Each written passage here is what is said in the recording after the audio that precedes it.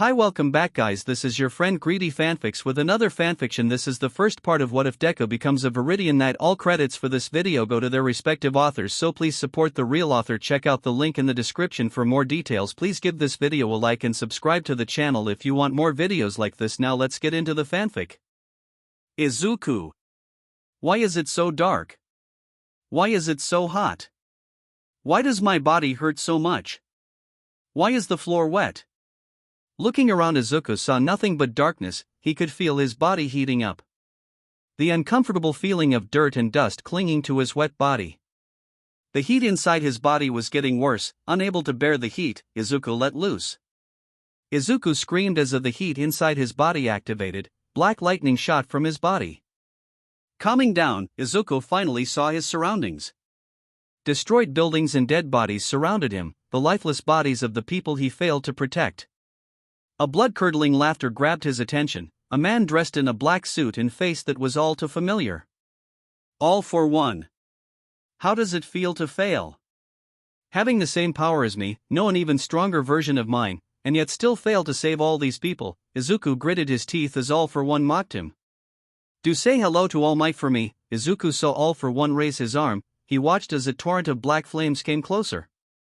Izuku, 16 years old. Izuku was walking home from school, covered in dirt and bruises. This was nothing new to Izuku, or to anyone quirkless actually.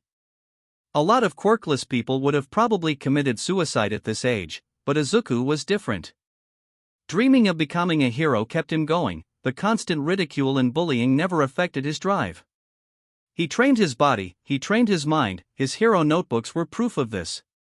Izuku always took the long way home to avoid Bakugo or his sister. You would think his own sister would be on his side, but nope.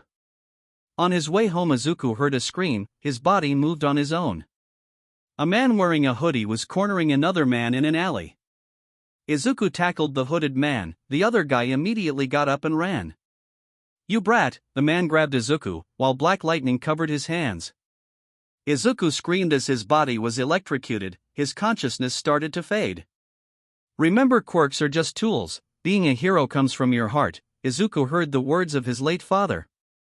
As his consciousness was fading, he saw a thread. Feeling the urge to pull it, Izuku yanked the thread. The last thing Izuku heard before he fainted was horrifying scream. Waking up in same alley was what Izuku expected. What he wasn't expecting was to wake up at all. Looking around, he found the mugger on the ground a few meters away from him. Not bothering to check on the man, Izuku called to cops and left before they came. The old Izuku would have probably cared, but a lot has happened since then. Izuku ignored the sudden heat he felt inside his body, blaming puberty for it. Arriving home, Izuku went straight to his room. You would expect a lot of All Might merchandise to cover his room, but instead weights and other workout gear occupied his shelves, alongside his notebooks. Izuku was still a hero nerd, but he'd rather spend his money on training equipment. The next day. It was Saturday and decided to look for a job. After a shower and a change of clothes, he was ready. Leaving his room, he found his mother and sister eating breakfast. Where are you going, sweetie? His mother asked. Just stepping out, Izuku answered as he began putting on his shoes. Have some breakfast before you leave. Izuku in response took a piece of bread before leaving. He heard his sister Izumi mumble something. Ignoring her, he started to jog. After 7 failed interviews, Izuku found himself in front of a coffee shop called Coffee Cloud. This was the last place. Entering the shop, he noticed that everything looked new. Hello, Izuku looked to see a woman with red hair and a ponytail, wearing apron with the shop's name on it.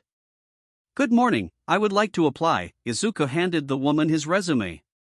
Oh, follow me. Izuku was led to an office behind the counter. Do you have any experience? No, but I know how to work the machines, Izuku answered. Good enough, you're hired. The woman held up a hand for Izuku to shake. Is that it? Izuku hesitantly reached for the handshake. You're not even going to ask about my quirk? Does it help with making coffee? The woman asked. No, I'm Chu. Izuku was interrupted by the woman clapping her hand. Then I don't care. My name is Hanami Tokugawa and put this on. You start today. Hanami gave Izuku an apron. Izuku put the apron and was handed a rag, was ordered to clean some tables. To say Izuku was happy was understatement, he actually got a job with a boss that didn't care about quirks. It was already 3 in the afternoon when Izuku left the coffee shop. He explained that he had classes and Hinami adjusted his shift. He would start 4 in the afternoon and end at 8 in the evening. He still had decent pay as well. Izuku came home satisfied. He grabbed the food his mother left him and went to his room. After eating and some rest, Izuku laid down in his bed. He felt the heat in his chest again, deciding to deal with it. Getting up to get some medicine, Izuku went to the medicine cabinet. As he was about to grab the medicine, a sudden bolt of black lightning shot from his hand. Izuku stared at the charred cabinet, then at his hands. Yee-ah! Izuku screamed at top his lungs in joy. He mentally felt relief that he was alone on the best day of his life. A job. A quirk. It couldn't get any better. Izuku then realized that the quirk seemed familiar, remembering the day before. Izuku realized that it was the same quirk as the mugger, feeling the heat inside him again. Izuku watched as black electricity covered his hands. Running to his room, he grabbed a notebook from one of his drawers. He opened his father's page. Hisashi Midoriya. Quirk, Mimic. The user can copy the quirk of someone he touches. Constant skin contact is required. Limited to only emitter-type quirks. He inherited his father's quirk, the quirk of the person who believed in his dream to be a hero. Izuku began to cry. He cried until he passed out. The next day, Izuku woke up on the floor of his room. Standing up, he left his room. Wanting to tell his mother about his quirk, he found her on the couch watching television. As he was about to tell her, the television grabbed his attention. A man was apprehended by the Mustafu Police Department 2 days ago. The picture showed the mugger Izuku met. The man was revealed to have a powerful electricity quirk, but was no longer able to use it. Izuku's gut twisted when he heard that. The man lost his quirk the day Izuku got his. Izuku tried to remember what happened. The feeling he had on that day came to mind. He tried to activate it again. The heat in his chest intensified. Opening his eyes, he saw 2 threads. He followed the thread with his eyes. It led to a small sphere that had a pink glow. The sphere was inside his mother. Years of analyzing quirks made Izuku realize the true nature of his quirk. He could steal quirks. It all made sense. He pulled the thread from the mugger. After that, the mugger couldn't use it anymore. Izuku ran to his room. Seeing his reflection on the mirror, his analysis was proven correct. On his reflection, he saw his own quirk. A gray sphere wrapped by chain with a hook at the end, a smaller sphere revolving around it. The smaller sphere was black with electricity surrounding it, without a doubt the mugger's quirk. Izuku spent hours trying to come to terms with what he just discovered. Looking at the clock, he remembered he had a job. Coffee cloud. Izuku was just about to leave. The shop was still not open to public. He spent most of his shift carrying boxes and helping Hinami with getting the place ready. He really appreciated Hinami. She was nice even when she found out he was quirkless. Though he also found out about Hinami's quirk, Judgment Iyat basically told her about a person's character, useful. As he was walking back home, he saw one of the dojos he used to go to.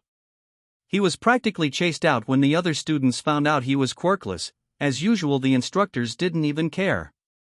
A scream snapped him back to reality. Like always, his body moved on his own. Running towards the source, he arrived at an alley. He found a group 4 men surrounding a girl. Typical damsel in distress trope. Hey! The group men turned to him. This time Izuku won't make the same mistake of charging in blindly. He got shocked the first time after all. He activated his quirk and using his now named ability, Quirk Sight, he stared at the 4 men. A sphere with a shield inside, barrier quirk? A red sphere that was on fire, obvious fire quirk. A brown sphere, he didn't know what that is. A sphere with a knife inside, probably a blade quirk. The man with a brown sphere charged at him first. Trying to play hero, the man aimed a right hook to his head. Izuku ducked and the fist hit the wall. A small crack was left. Brown sphere meant a strength quirk, Izuku noted for later. Due to years of training and switching to different dojos, Izuku easily performed a textbook uppercut to the man's jaw, knocking him out. The other three stared in shock. In the heat of the moment he activated his quirk. Izuku pulled the thread connected to the man's quirk, watching the hook from his sphere latch on the brown sphere inside the unconscious man. He watched the chain pull back, the man's quirk along with it. "You bastard!" Izuku looked up to see a fireball heading towards him. Jumping to the side, he was barely able to dodge. The man with the knife quirk rushed towards him. He sidestepped the man's arm. Black lightning covered Izuku's body as he grabbed the man's hand. The man screamed in pain. Activating his own quirk, he stole the knife quirk from the man. "Two down, two left," Izuku taunted. The man with shield quirk stepped in front of the man with the fire quirk, a green shield manifesting in front of him. The girl on the ground managed to get up at some point, as Izuku and the two thugs noticed her ran away from the alley. Using that as a distraction, Izuku ran towards the two men. One of them threw fireballs at Izuku. Izuku slid underneath the attack to dodge. He grabbed the man's leg and tried to activate Black Lightning, but he activated his own quirk instead. The man let out a scream of pain as his quirk was ripped away from him, not letting the chance slip. Izuku kicked the last man in the gut, boosted by his new strength quirk. The man was sent flying towards a wall. Quickly getting up, Izuku rushed towards the man and stole his quirk. Panting from exhaustion, Izuku looked around. Izuku faintly heard the sound of sirens and immediately ran away. He just committed vigilantism after all. After 3 days, Izuku avoided the alley where he fought the thugs for 3 days. He was practically an expert in finding alternate routes at this point. Years of avoiding bullies does that. As soon as he got home, he found his sister on the couch.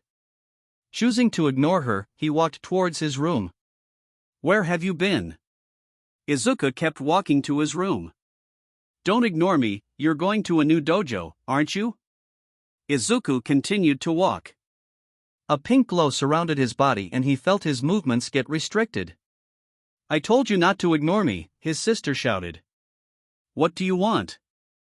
Izuku yelled back. "I asked the question first. I don't need to tell you anything.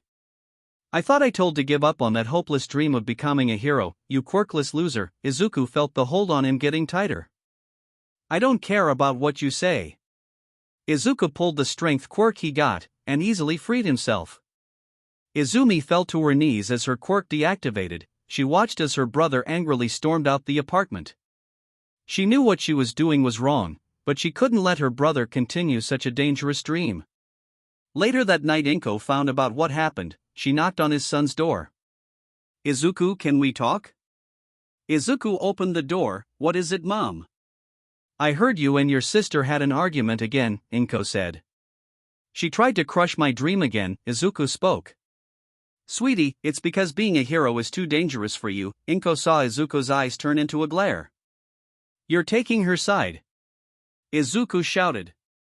"Izuku, we just can't let you do this."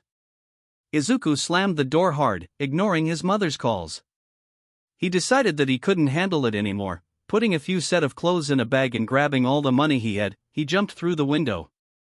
Running away from home was something Izuku thought about many times. He just couldn't do it before. Izuku knew if he wanted to be a hero, he needed to avoid everything holding him back.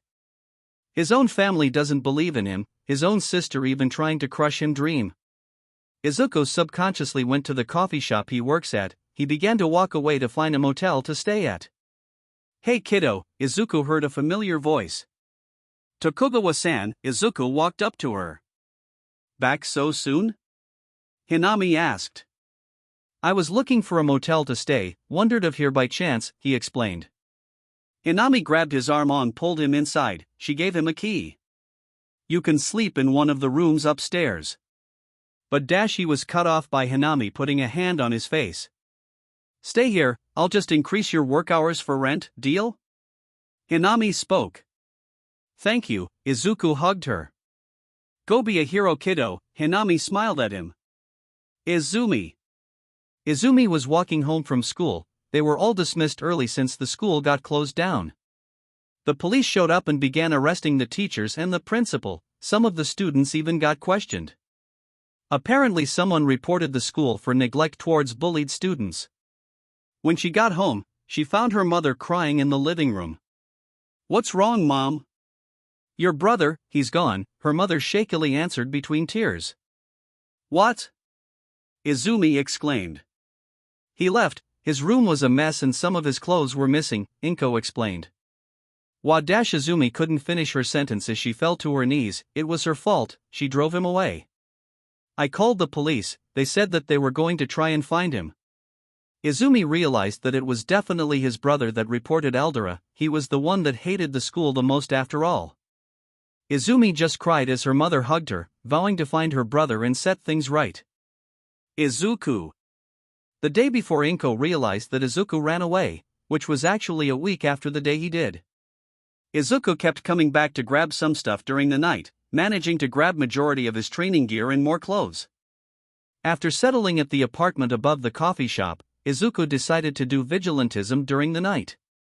Wearing a black hoodie and a black metal mask, he would normally stop some muggers or thieves, rarely encountering someone with a strong quirk. During one of his night outs, he found out something weird about his quirk. If he was interrupted or cancels the process of stealing a quirk, a black translucent marble with green swirls would drop to the ground instead.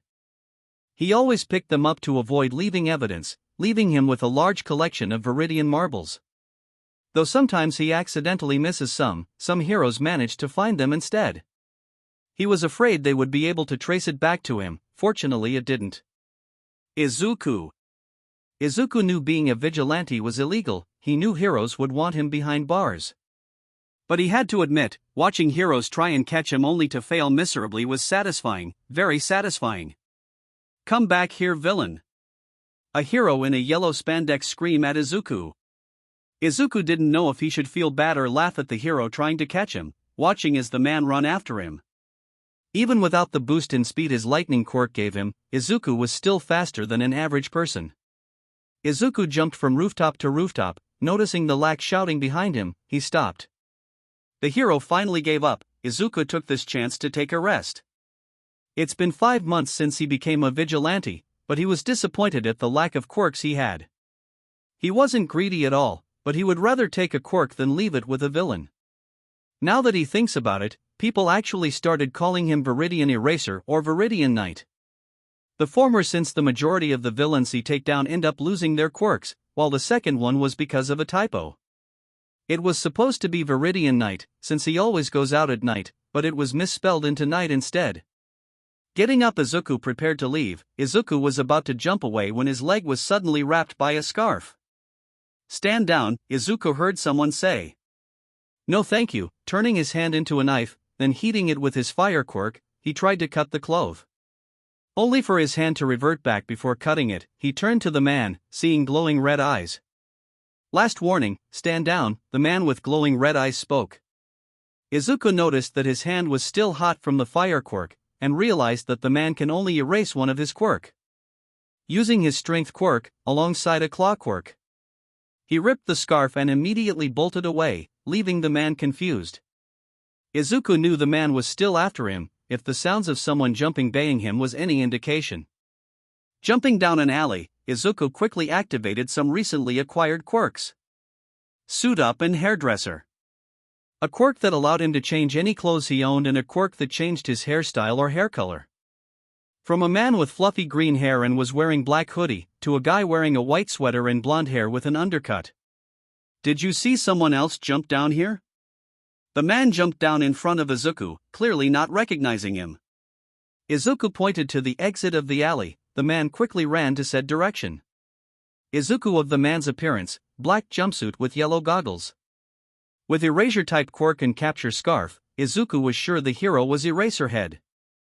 Izuku decided to just walk home, while keeping the change in appearance of course. The walk home was definitely boring compared to earlier. He was still thankful though. Entering his apartment, he immediately dropped on the bed. Letting his body change back to normal, he remembered how he got the quirks. They were both from petty thieves that used the quirks to escape from cops, but had the bad luck to run into Izuku while running away. He dropped 7 marbles in a box, wondering what he could use them for. Izuku still wondered why his quirk made marbles whenever it gets interrupted though. The next day, Izuku started the day preparing for his morning shift, since Hanami changed his schedule. He now had a shift at 6 in the morning until 2 in the afternoon. He also had online classes at 3, Aldera was closed down now after all. Izuku also didn't slack off when it came to training, from morning jogs to using the weights he brought with him. His sleep schedule was fucked up though. Right now Izuku was taking the order of a very attractive woman, with orange hair styled into a side ponytail and beautiful teal eyes. The usual? Izuku asked. Yes please, the woman replied. Coming right up Kendo-san, Izuku gave his signature bright smile. Thanks ᴅᴇʟ. Alright, Izuku decided to use a fake name. His hair was also blue at the moment, while tied in a ponytail. He was still a missing person after all. Thankfully Hanami helped him out. Izuku started brewing some coffee, something Izuku actually had an amazing talent for. If he was tempted to steal a coffee-related quirk, none will ever know. A few minutes later a group of adults entered the cafe, and Izuku knew he was screwed. The man from last night entered, along with a curvaceous woman in a sweater and jeans, and a guy with long blonde hair that looked loud. As they approached the counter, Izuku was saved by Hanami asking him to clean up a table, while she replaced him at the counter. Avoiding eye contact with the hero, Izuku hurriedly went to clean the table. Izuku only got a few glances from the hero, which Izuku was thankful for. He really needed a face-changing quirk or something. His freckles stood out after all. Honestly, if he didn't wear a mask during his vigilante escapades, his freckles would have outed him already. He should probably lay low for now since the UA entrance exam was in a few months, 10 months to be exact. His online classes end in 2 weeks as well, more time for training. A few hours later, Izuku doesn't know how to react to the guy with gravity-defying lavender hair that came up to him asking about the job opening. Thankfully Hanami walked in. You got any experience? Hanami asked. Yes, I've worked in a cat cafe before. Izuku could swear he saw a smile when he mentioned cat cafe. Good enough, you're hired. Hanami walked away. The guy stared at Izuku. Yeah, happened to me too, ᴅᴇ'ʟ. Izuku introduced himself using his fake name. Shinso Hitoshi. Welcome aboard Shinso. The next day, Izuku actually woke up early for a Saturday, partly because he didn't do vigilante work last night. The coffee shop was closed today since Hanami was going to visit her sister, which means Izuku has a lot of free time. But everyone already knows how much Izuku likes to overwork himself, so here he is at Dagoba Beach training. As a bonus, he was also cleaning the place. Izuku mentally made a list of his favorite quirks. Months of vigilante work led to him having a decent collection. Black Lightning, Reptile Claw, Recall, Shadow Phase, Blade Call. The last 3 he doesn't actually use a lot, mostly Baka use of his fighting style. Recall just allows the user to call back an item, which pairs well with Blade Call. Shadow Phase requires too much concentration to actually use in combat, which is very hard when you use multiple quirks. Now that he thinks about it, he actually only uses a handful of quirks. Izuku doesn't even use the other electric quirk he has, since Black Lightning was already powerful. He hasn't even decided on what quirk to register with for UA, he had to commit to it too. Not wanting to overthink things, he'll leave that problem for future Izuku to handle. After cleaning a good portion of trash, he decided to call it a day. A few months later, Izuku was nearly done with cleaning the beach, only one pile left. He rarely went to do some vigilante work recently, mostly to lay low. After what he saw on the news, it was a wise decision. Apparently the marbles he failed to pick up were fewer than expected, only a dozen to be exact. The most concerning thing was that a scientist actually found out that the marbles reacted to quirks. If a person was holding a marble and used their quirk, the marble will change to resemble the sphere that resembled their quirk. They found out when a hero with a mutant quirk picked one up, and the marble changed. The marbles were even sold for a high price, since Noon could replicate its function. Izuku even wondered how people would react if they found out he had a large box full of marbles. He chuckled to himself, knowing he'll never reveal that to the world. Though in the past months he actually found out new things about his quirk. He could actually give other people quirks, he found out when he tried it on someone with lizard tail quirk. The other thing was quirk sizes, each quirk had size and every person has a size limit. A normal person has a size limit of 5, while someone like a pro hero or a well-trained athlete would have 8 to 10. In terms of quirk sizes, it all depends on the quirk. Powerful quirks were around 8 to 12, while decently strong quirks were around 5. Weak quirks like hairdresser only had a size of 3, he still needed to do some tests to know more. A few minutes later, Izuku finally finished cleaning the beach, taking pride in his achievement. Packing up to head home, Izuku left the newly cleaned beach. Unknown to him, a skeletal blonde man was watching him leave. Yue's entrance exam was in 3 months, and he still hasn't decided on what quirk he will register with. You would think being a quirk nerd would make this more easier. Unbeknownst to Izuku, he was mumbling everything he was thinking about. A girl the same age as him was walking behind him, hearing everything he was saying. The girl tapped him on the shoulder, quickly stopping Izuku from mumbling. Ah! Izuku turned around, he saw a short girl with blue hair. She was wearing a high school uniform that looked damaged. Are you okay? Izuku asked, looking concerned at the girl. I am fine, why you were just mumbling, the girl looked afraid of him. Oh, sorry about that, Izuku scratched the back of his head. The girl bowed and began to walk away. On instinct Izuku used his quirk sight, and saw nothing. She was quirkless, and the ruined uniform made so much sense now. Izuku chased after her. When he caught up, he unconsciously gave her a hug. Yeah. The girl suddenly blushed. Sorry about that, Izuku said as he let her go. It's okay, the girl shakily began walking away again. Wait. The girl stopped. What's your name? I am Tahada Hana, the girl answered. Midoriya Izuku, do you want to be a hero? Izuku walked closer. And no, I want to join the support course. Good luck then, Izuku gave her a bright smile. Thank you, the girl bowed again. Izuku watched her walk away, he was so tempted to give her a quirk. Izuku knew firsthand what it was like being quirkless, but it would have revealed his secret. The only person that knew about his quirk was Hinami, and that was because he was mumbling. Later that night, Izuku was sitting at the edge of a rooftop looking over the warehouse. A meeting was supposed to happen tonight. Waiting a few minutes, 2 convoys arrived. The first group wore plague masks, while the second group all wore white suits. Izuku reached for all his strength quirks, which was only 3. He had a useful quirk for this occasion though, Rain Dance. It literally summons rain out of nowhere. Activating the quirk, it began to rain inside the warehouse. Soaking everyone inside, he dropped down with his hands covered in black electricity. Everyone began dropping to the ground as they got electrocuted. Izuku activated quirk sight as he checked on all the unconscious villains. Only 5 people actually had quirk spheres that caught his attention, 4 from the white suit guys and 1 from the plague-masked group. Izuku took their quirks and inspected each one. Air Bullet fires compressed air from the user's hands. Counter, half the damage the user receives is sent back to the attacker. Air Bubble creates a pocket of air anywhere within a 5-meter distance from the user.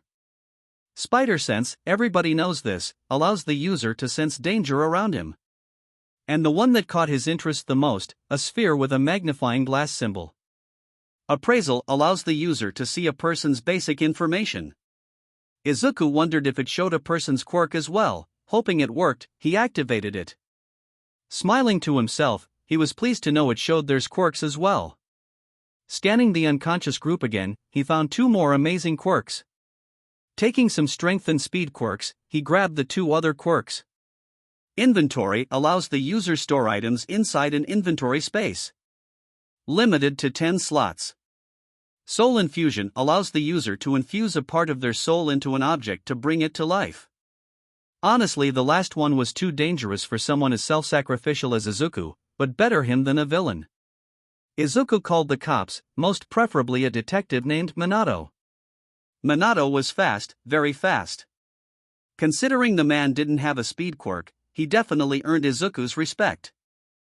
Finished tying up everyone on the ground, Izuku hid in the ceiling to wait for the police. The police arrived with the pro-hero ᴅᴇ, with Minato at the front. Minato placed his hand on the floor, a giant transparent box appeared.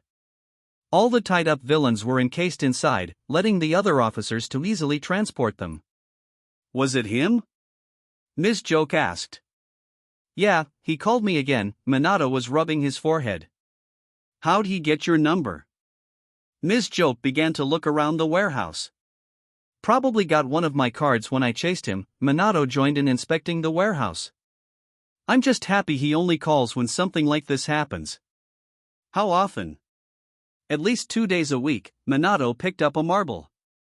Izuku immediately got confused. He didn't get interrupted or cancelled his quirk after all. Minato heard some sound from the ceiling, quickly trying to create a box to trap Izuku. Izuku reacted fast and crashed through the window, using black lightning and some speed quirks. Izuku ran away as fast as he can. Minato nearly caught him the first time after all. Damn it! Minato cursed. So close, where did you even get that? ᴅᴇ asked as she stared at the broken window. I got it last time. I found out that the marbles actually come from his quirk. Minato pocketed the marble. How? ᴅᴇ began walking back to the police vehicle. I interrupted him when he was checking over a mugger. The marble literally popped out of his hand before he ran. Minato and ᴅᴇ entered the car. Huh, neat. The next day, Izuku was woken up by the sound of his phone ringing. Forcing his body up, he grabbed his phone. It was a multiple messages from Hanami saying she won't be back today. Sending a reply, Izuku returned to bed.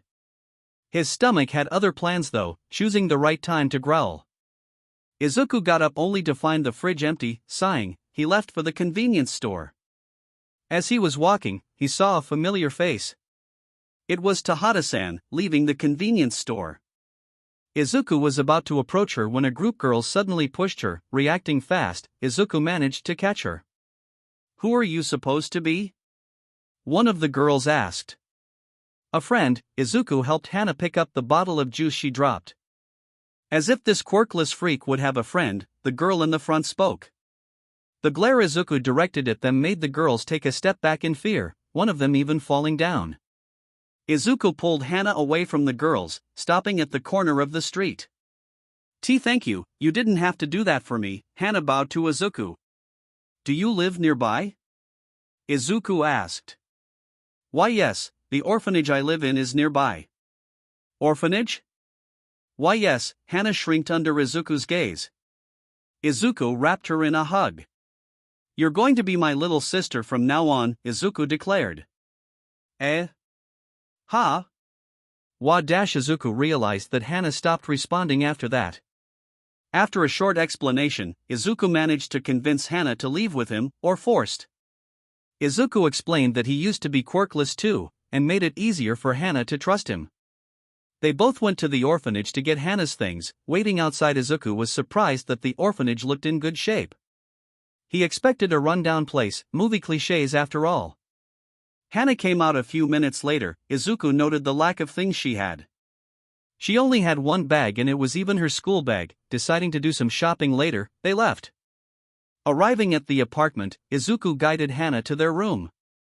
Once she dropped off her things, Izuku immediately took her shopping.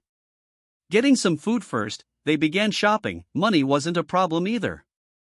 Last night, Izuku wanted to test out inventory, but when he activated it, a box with 10 slots appeared, and 3 of them were occupied. The first one had a gun, the second one had bunch of keys. The third had 4 duffel bags, that were filled with money. Present. Izuku would have surrendered the money, but it would have revealed his identity and apparently the mafia didn't even mention the money. Leaving Izuku with a lot of money, he would put it to good use though. Forcing Hana to buy clothes is probably the hardest thing Izuku had done in his life, and he fought a lot of villains. Carrying a bunch of shopping bags, they returned to the apartment. It took Hana a while to get used to Izuku, but Hanami quickly adopted her into the family. She even gave her a job and her own room. Hana handled the cleaning most of the time, poor social skills after all. They had a weird dynamic at the cafe. an energetic boss, an insomniac waiter, a very nervous girl, and a vigilante barista. Izuku was happy here, and he wants to keep it that way. Izuku watched Shinso fall face first into the sand, Hana following soon after. Both of them wanted to join him in his morning routine, and he was helping them get ready for UA. He was teaching Shinso how to use a staff, while also making him do some workouts. Hana just joined to spend some time with Izuku, which he was more than happy to do. Deciding that they had enough training for today, they began to head back to the cafe, while Shinso went to his own home. When Izuku and Hana arrived at the coffee shop, they found Hanami setting up TV at one of the corners of cafe. Helping her install the TV, they finished faster. After both Izuku and Hana showered and got dressed, they opened the cafe. Most of the regulars came, most notably Itsuka. It wasn't much of a busy day since it was weekday, which meant Izuku had enough energy for quick patrol as Viridian. Later that night Izuku received a call from Minato. He needed help on an emergency. Apparently a group villains infiltrated a building and was using the security system to keep the heroes from entering. Izuku would have thought it was trap if Minato didn't sound so desperate. Izuku landed the rooftop of the building, 7 floors, and the only way in is through the rooftop entrance. He needed to short-circuit the panel to make the door open, then stealthily enter the building. Only 3 heroes arrived, none of which had an electric quirk or was stealthy enough for the job. Which left Minato with the desperate call to Izuku. Not wanting to disappoint Izuku easily entered the building. He searched for a quirk he got a few weeks ago, Chameleon. It made the user blend with their surroundings, making it hard for him to be noticed. Lurking through the hallways, Izuku found no villains, no hostage, nothing. Hearing an explosion on the floor below him, Izuku rushed for the stairs. He found a group of villains wearing white suits, a bulky villain carrying an unconscious man on his shoulders. Izuku scanned them with appraisal, and found resistant to electricity, perfect. Izuku used Rain Dance to act as smokescreen, while soaking the floor at the same time. Using their moment of distraction, Izuku activated all his speed quirks to grab the unconscious man from the villains. Successfully getting the hostage, Izuku covered his legs with electricity, which traveled along the wet floor. Seeing the villains spasm before falling to the ground, he used a rope quirk to tie the villains up. He checked the unconscious man, whom he probably almost electrocuted. The man was just unconscious with no injuries, probably knocked out by a quirk. Speaking of quirks, it was time for Izuku to do some looting. Taking 2 strength quirks, one of which being quite powerful. And probably the quirk they used on the man. Dream Mist. The user can produce mist from their mouth. Inhaling the mist will result in falling asleep. But the quirk that really got Izuku's attention was the only intelligence quirk in the group. Mechanical knowledge enhances the user's understanding and learning capabilities in anything related to engineering. Izuku was sure that everything was over until spider sense started going haywire. A black misty portal opened at the end of the hallway, probably the villain's escape route. A white-haired man stepped out of the portal. He was wearing a red dress shirt with a white vest and slacks. The man stared at the group of villains tied up in a corner, the eyes of his masks glowing red. Black tendrils shot out of his hands, wrapping around the villains before throwing them through the portal. The man raised his arm to block a kick from Izuku, a shockwave hitting the whole floor. The white-haired man's arm glowed, then began to spark with red electricity. He backhanded Izuku, sending him through multiple walls. Izuku slowly got up. He saw the man just watching him from a distance. Izuku heard some footsteps, and was happy to see some backup. Izuku was about to attack the man again, but the villain suddenly started blowing smoke from his hands. Izuku fired multiple air bullets, but hit nothing. Izuku rushed to the still unconscious man in a corner, confirming that the man was fine. He left before the cops arrived. It was already midnight when Izuku arrived home, but he wasn't ready to see Hanami sitting on one of the chairs. "Where have you been?" The look on Hanami's face says, "I know the answer, but I want to hear you try and make an excuse." I got nothing." Izuku slumped in defeat. He was surprised by a sudden hug from Hanami. He could also hear her sniffling. "We're a family here, and family sticks together," Hanami said as Izuku hugged her back. "No more secrets, alright?" Izuku nodded. Hana peeked from under the counter. Oh, right, forgot you were here too, Hanami chuckled. Hana pouted but joined the group hug anyways. They weren't related, but Izuku never felt more at home. A few days passed and the entrance exam for UA was 1 week away. Izuku managed to have a good understanding on all the quirks he had. Being a quirk nerd helped him a lot. Shinso was doing well in his training, having a good grasp on using a staff. Hana also learned some self-defense techniques. But Izuku learned most about his own quirk, after countless experiments and tests. Izuku was sure he learned almost everything about his quirk, even finding out some uses for the marbles. Quirk, Sphere Swipe. Allows the user to take another person's quirk sphere permanently through hand contact. Slow extraction results in intense pain. The user is also able to give a person a quirk sphere through the same process. Coral Sphere, the manifestation of a person's quirk appearance resembles the ability of the quirk.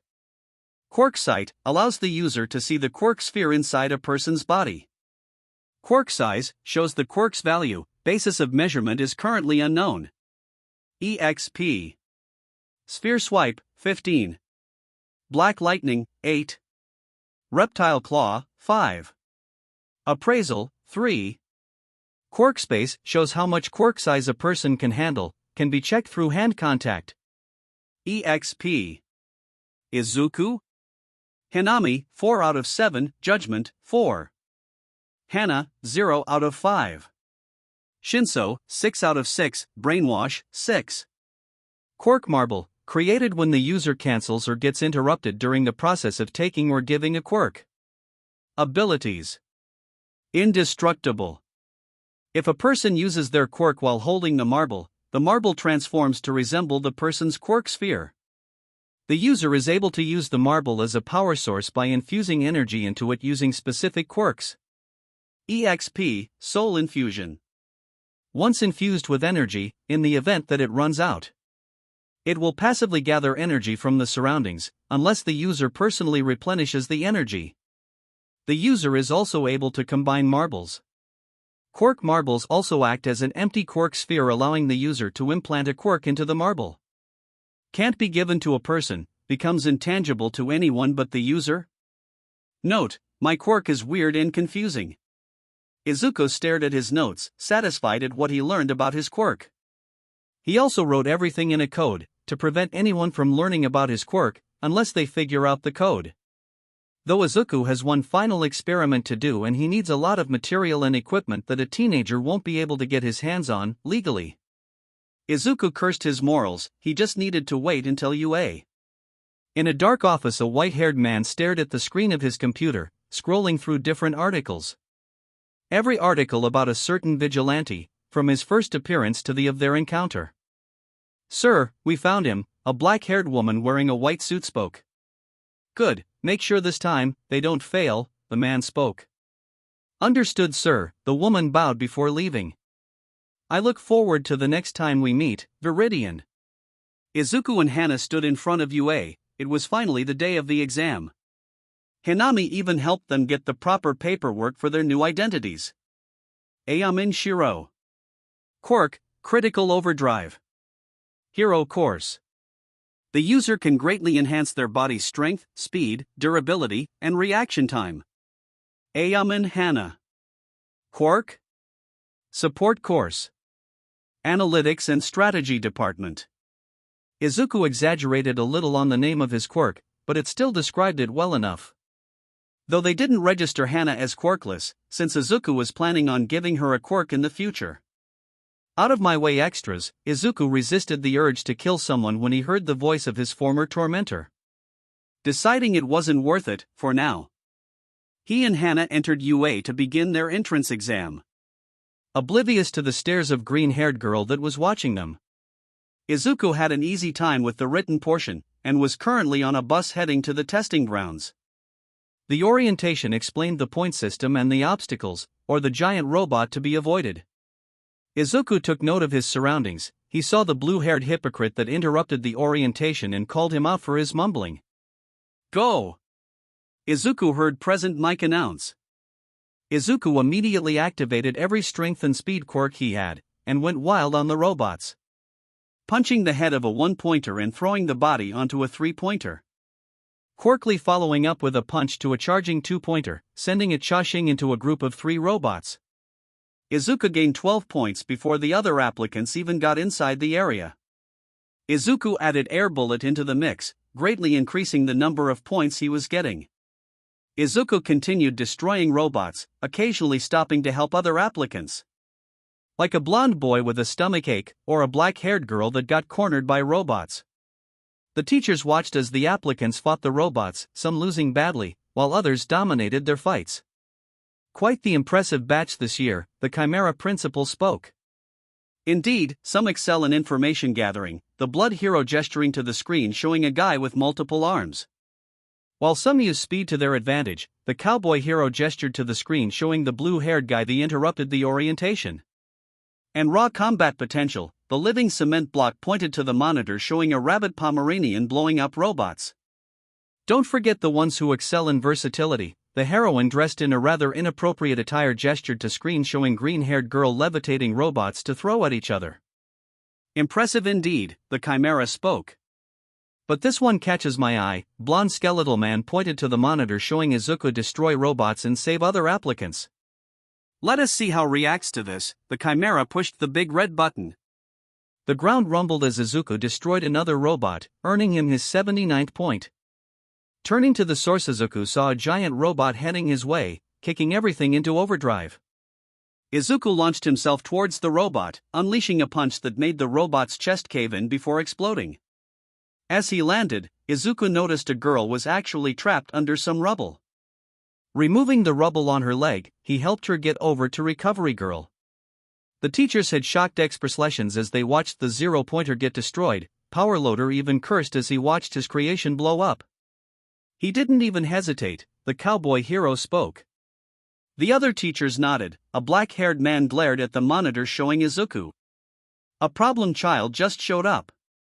The day after the entrance exam, Izuku decided to go out as Viridian as much as possible before school starts. Izuku was confident that he passed. The amount of points he got was definitely above average after all. Though there was one thing bothering him, he had the unbearable urge to build something. Izuku tried to find out what caused the sudden urges, and traced it back to the only intelligence quirk he had. Mechanical knowledge.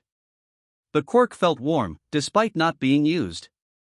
Izuku realized the quirk was probably affecting him, theorizing that it was because the quirk was a mental type. Another theory was because Izuku actually dreamed on being a support item maker at some point in the past, and the quirk reacting to it. Either way, Izuku needed to take care of it. Toshinori sat on his desk, that was currently covered in unfinished paperwork. Toshinori kept thinking back to the entrance exam, particularly the boy that destroyed the zero-pointer with one punch. He didn't know why, but his instinct was telling him to be careful about the boy. Like one mistake could lead to his death. But the one thing that Toshinori really couldn't understand was the sense of familiarity with the boy. Considering he never even the boy face-to-face before, it definitely concerned him.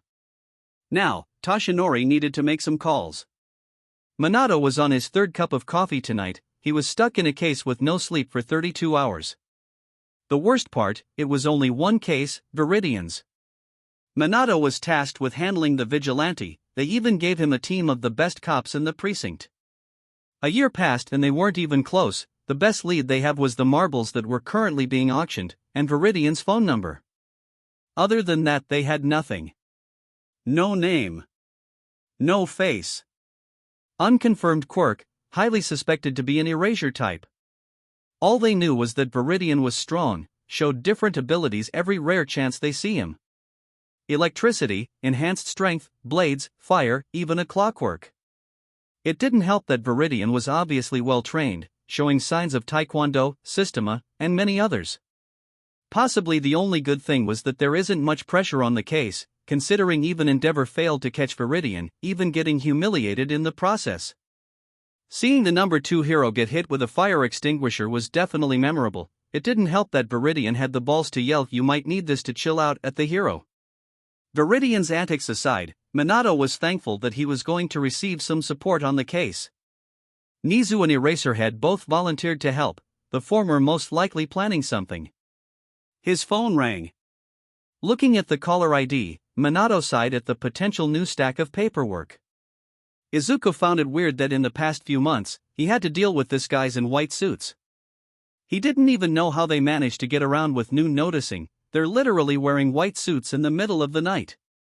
Stalking them from the shadows, Izuku noticed someone who actually had a different taste in wardrobe. A man wearing a balaclava under his mask and a fancy hat, he's also wearing a dark orange shirt and some slacks. Izuku used appraisal on the group, finding the masked man's quirk very interesting. Compress allows the user to shrink anything or anyone inside a marble. Seeing the group enter the facility, Izuku decided to geek out about the quirk later. Following the group of villains, he found them in front of a giant vault, which was suspicious considering they were in a small research facility. The lack of security was very concerning, not even a single guard showed up. Izuku didn't like the implications of that, but his question was answered when a black misty portal opened. A masked black-haired woman, dressed in a similar white suit to the others but was adorned with gold highlights, came out of the portal. "The security has been dealt with, do your parts," the woman spoke. One of the white suits touched the vault, a blue circle appeared and expanded, traveling along the surface of the vault. Izuku used appraisal on the man. Quality alteration: the user can manipulate the quality of the material they are touching, they can either enhance or weaken the material. Izuku definitely wanted that quirk, that was for sure. Watching another villain grow a tail, Izuku got even more interested. The tail was covered in red scales with a trident-like tip, Izuku wanted that too. The tail easily sliced through the vault, allowing the villains to enter. Izuku activated Chameleon and followed inside, careful not to make any sound. Entering inside, Izuku quickly found out what the villains want. A giant generator was in the middle of the vault room, a sparking crystal orb in the middle of it. Deciding he saw enough, Izuku made his move. Aiming to take the woman's quirk first, Izuku used his speed quirks to rush her. Izuku was a few inches away from touching her when a black vortex of wind sent him flying back. "Viridian, I presume," the woman spoke. "In the flesh," Izuku replied. Not for long, the woman pointed a finger at Izuku and shot a black bolt of lightning. Dodging the bolt, Izuku watched it create a hole in the wall. If it wasn't for spider sense, Izuku would have been definitely dead from that. The woman stomped and the ground shaked and Fisher was heading straight for Izuku. Izuku jumped to the side. Noticing that the other villains were busy trying to take the crystal from the generator, Izuku realized he needed to hurry. Appraisal wasn't working on the woman, so Izuku didn't even know her quirk, or quirks if everything he saw was the work of her quirk. Barely evading a blast of wind and some bolts of lightning, Izuku knew he was running out energy. To make it worse, the woman hasn't even moved from her spot, talk about insult to injury. A pillar raised from the ground and slammed into Izuku's stomach, knocking the air out of him. Barely able to dodge the lightning attack, he was blown away by a blast of wind, followed by a barrage of air bullets, then a pipe falling on him that was blown off the ceiling by lightning bolt. Izuku lay on the ground in pain, as loud noises rang outside. Izuku finally heard the police sirens, and decided on a last move. Activating all his speed and strength quirks, adding black lightning for more speed.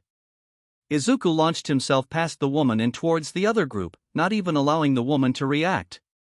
Izuku slammed at the group of 6 villains, taking all the quirks he can get. Compress. Quality alteration. Dragon tail. Schematics analysis. Breakdown. He missed one, but he succeeded on stopping them. The cops and a group heroes finally arrived, began to move to surround the villains. Izuku quickly used his claw quirk and climbed towards the ceiling, looking for a way out. The woman, however, created a small tornado that kept the police officers and heroes back. "Finish the job," the woman ordered. The other villains tried to use their quirks but failed. The woman noticed their lack of progress and got pissed. 3 tornadoes rampaged inside the vault. The woman used a blast of wind to get close to the generator. Covering her hands in spiraling black winds, she drilled through the generator and grabbed the crystal. Izuku resisted the urge to facepalm. She must be so tired having incompetent henchmen. The crystal sparking more violently, But the woman didn't even care as a portal began opening in front of her. Izuku would have moved to try stop them, but he was already too exhausted and it was already established that he couldn't beat the woman. Taking advantage of the chaos, he slipped through the vault door and used a window to exit the facility. Using chameleon to get through the cops surrounding the place, Izuku got away safely. Izuku crashed onto his bed, immediately passing out. The night was too eventful for his taste, starting to even doubt he would be able to do vigilante work for this week. The next day Izuku woke up to the sound of Hana knocking on his door. Barely able to get up, he opened the door. What happened last night? Hana asked with Hanami behind her. Izuku explained everything that happened, from following the villains to the woman that kicked his ass. Hanami grounded Izuku for a week, not allowing him to do any vigilantism. The next day, Izuku opted to actually buy the property next to the coffee shop. Using the money inside inventory, Izuku wasn't even halfway through the first bag and there was 2 more bags. He gave one to Hanami. The property was supposed to be an auto repair shop, but was cancelled due to lack of funds. Now, Izuku was going to turn it into his workshop, while small portion was going to be used to expand the cafe. Ordering a large number of materials, Izuku began satisfying mechanical Nalegda's mental influences on him. 2 weeks passed and it was Izuku's and Hana's first day at UA. They both got their letters a week ago, informing them that they passed. They celebrated along with Shinso and Kendo who also passed. Izuku even got the highest score with 79 villain points and 80 rescue points. The week after that, they finished expanding the cafe and hired 2 new people. They were both actually Hanami's nieces, Hinata and Haruka. Both of them being older than Izuku by 3 years, and both of them having a quirk related to their eyes. Hinata had a quirk that lets her see any form of energy, while Haruka had thermal and X-ray vision. During Izuku's week of being grounded, he found out that compress changed. Instead of just shrinking something into a marble, he now had the option to store them in similar way to inventory but with a size limit. He just figured the change was because compress was similar to his own quirk, only the marble aspect though. It was the first day of class. Izuku arrived very early because Hana needed to set up her workbench. Izuku entered the classroom, and seeing only one person. A gorgeous black-haired girl with a mature figure, but Izuku didn't even notice that. Instead Izuku was staring at her quirk using ᴠᴇʟ. The sphere was shining brightly with different colors sparkling inside of it. To Izuku it was the most beautiful thing he's ever seen. So pretty, Izuku mumbled. The black-haired girl looked at him and Izuku blushed. He quickly looked away. Looking at the sitting plan, he found his seat, behind her. Izuku made his way to his seat, while avoiding eye contact with the girl. The girl followed him with her gaze, still avoiding eye contact. Minutes flew by and more of their classmates arrived, but Izuku noticed the girl in front him kept glancing back at him. More students arrived. Izuku saw Bakugo enter but ignored him. Shinso was in his class too, sitting beside him as well. A few more minutes later, Izuku saw his sister enter the classroom. He already saw her name on the sitting plan, but he wished it was just someone else with the same name. Izuku saw Izumi staring at him. He turned away. Only to meet eye contact with the black-haired girl. Izuku blushed and chose to ignore everything around him. Izuku stood alone in UA's PE grounds. Using suit up made it easy for him to quickly change into the UA gym uniform. Seeing Eraserhead walking into the field, and giving him a nod of approval for getting here early. The rest of the class finally arrived, the black-haired girl standing beside him. Izuku tried to avoid eye contact again, but the girl's hand sometimes brushes on his. They had to do a quirk apprehension test. Izuku even had to throw a ball as an example. With all his strength quirks, Izuku got a score of 15 kilometers, which Izuku was proud of. The rest of the test was easy enough for him, being first in the 50-meter dash and grip test, and placing in the top 5 in every other test. Though he saw some interesting quirks from his classmates, like Uraraka's zero gravity and Todoroki's hot cold, half hot. But the best was obviously Yaoyorozu's creation, definitely Izuku's favorite. If only she didn't open her uniform to use it, Izuku would have probably kept staring. In the end Izuku got first, while Yaoyorozu got second. He smirked at Bakugo who got 4th, and his sister who was at 7th. Shinso was in 5th, despite Aizawa's threat, Noon got expelled and they were dismissed. As soon as class ended, he looked for Hana with Shinso and To, missing the people who were planning to talk to him. The night of the facility heist, a portal opened inside an office. The black-haired woman came out of the portal, holding the sparking crystal in her hands. "Well done, ᴅᴜᴜ," a masked white-haired man approached her. "Thank you, Percival-sama," ᴅᴜᴜ kneeled while presenting the orb. "I assume you had some troubles," Percival spoke as he examined the crystal in his hands. Viridian intervened. "Most of the pawns lost their quirk," ᴅᴜᴜ explained.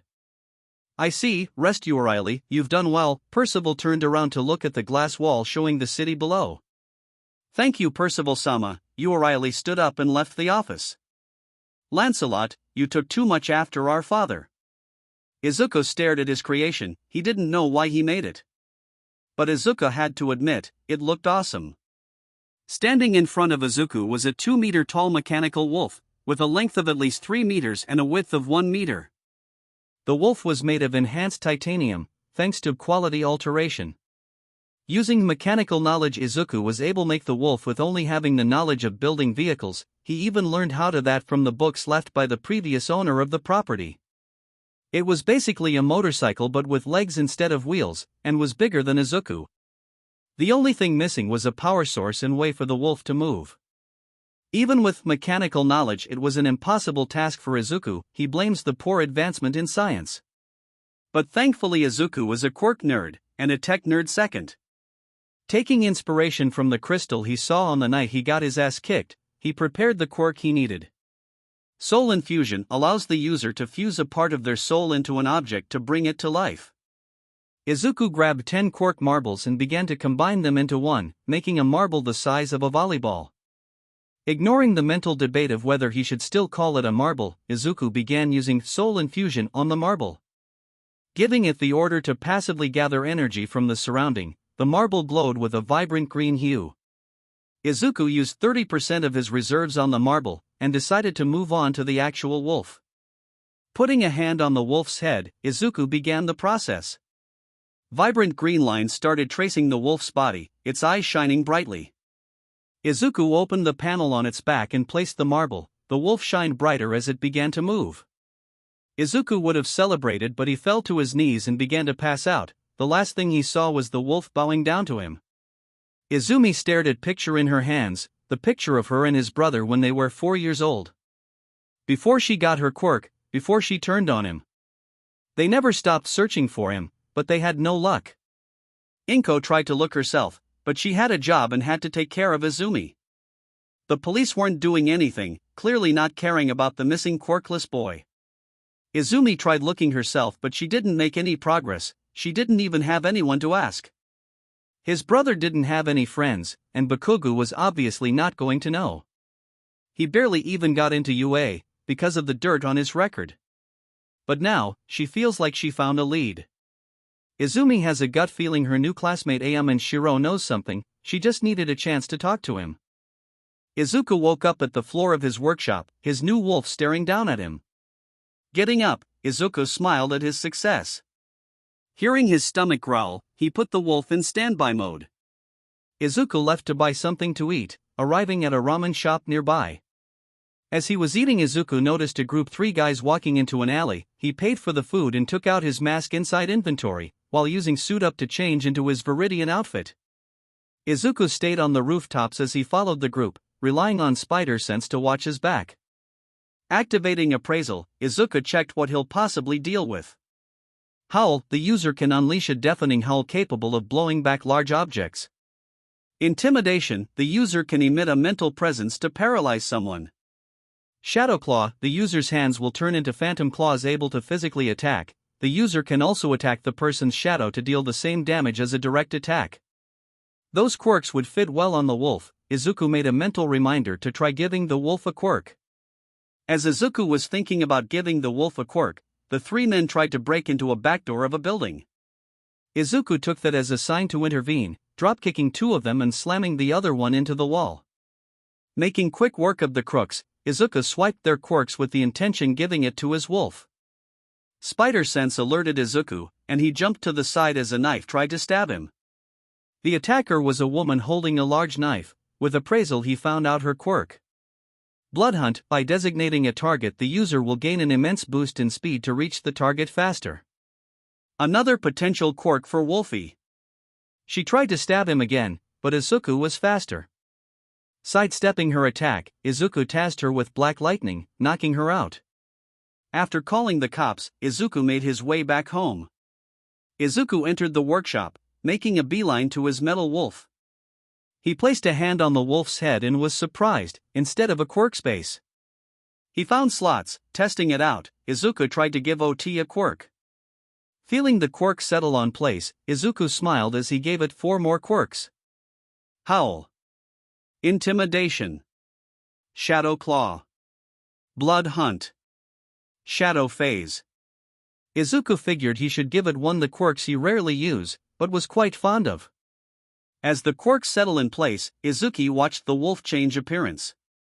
The metallic gray color was replaced with a jet black color, while still keeping the vibrant green highlights. Its eyes became blood red, while its claws became dark purple.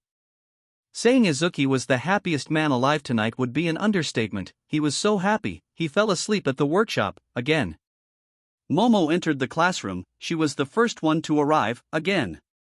Once she sat down, she began reading some articles on her phone. Viridian was still all over the news, stopping robberies or saving people. Viridian was always on the news, but they still didn't know much about him. Momo was rule follower, not as much as Ida, but still follows it.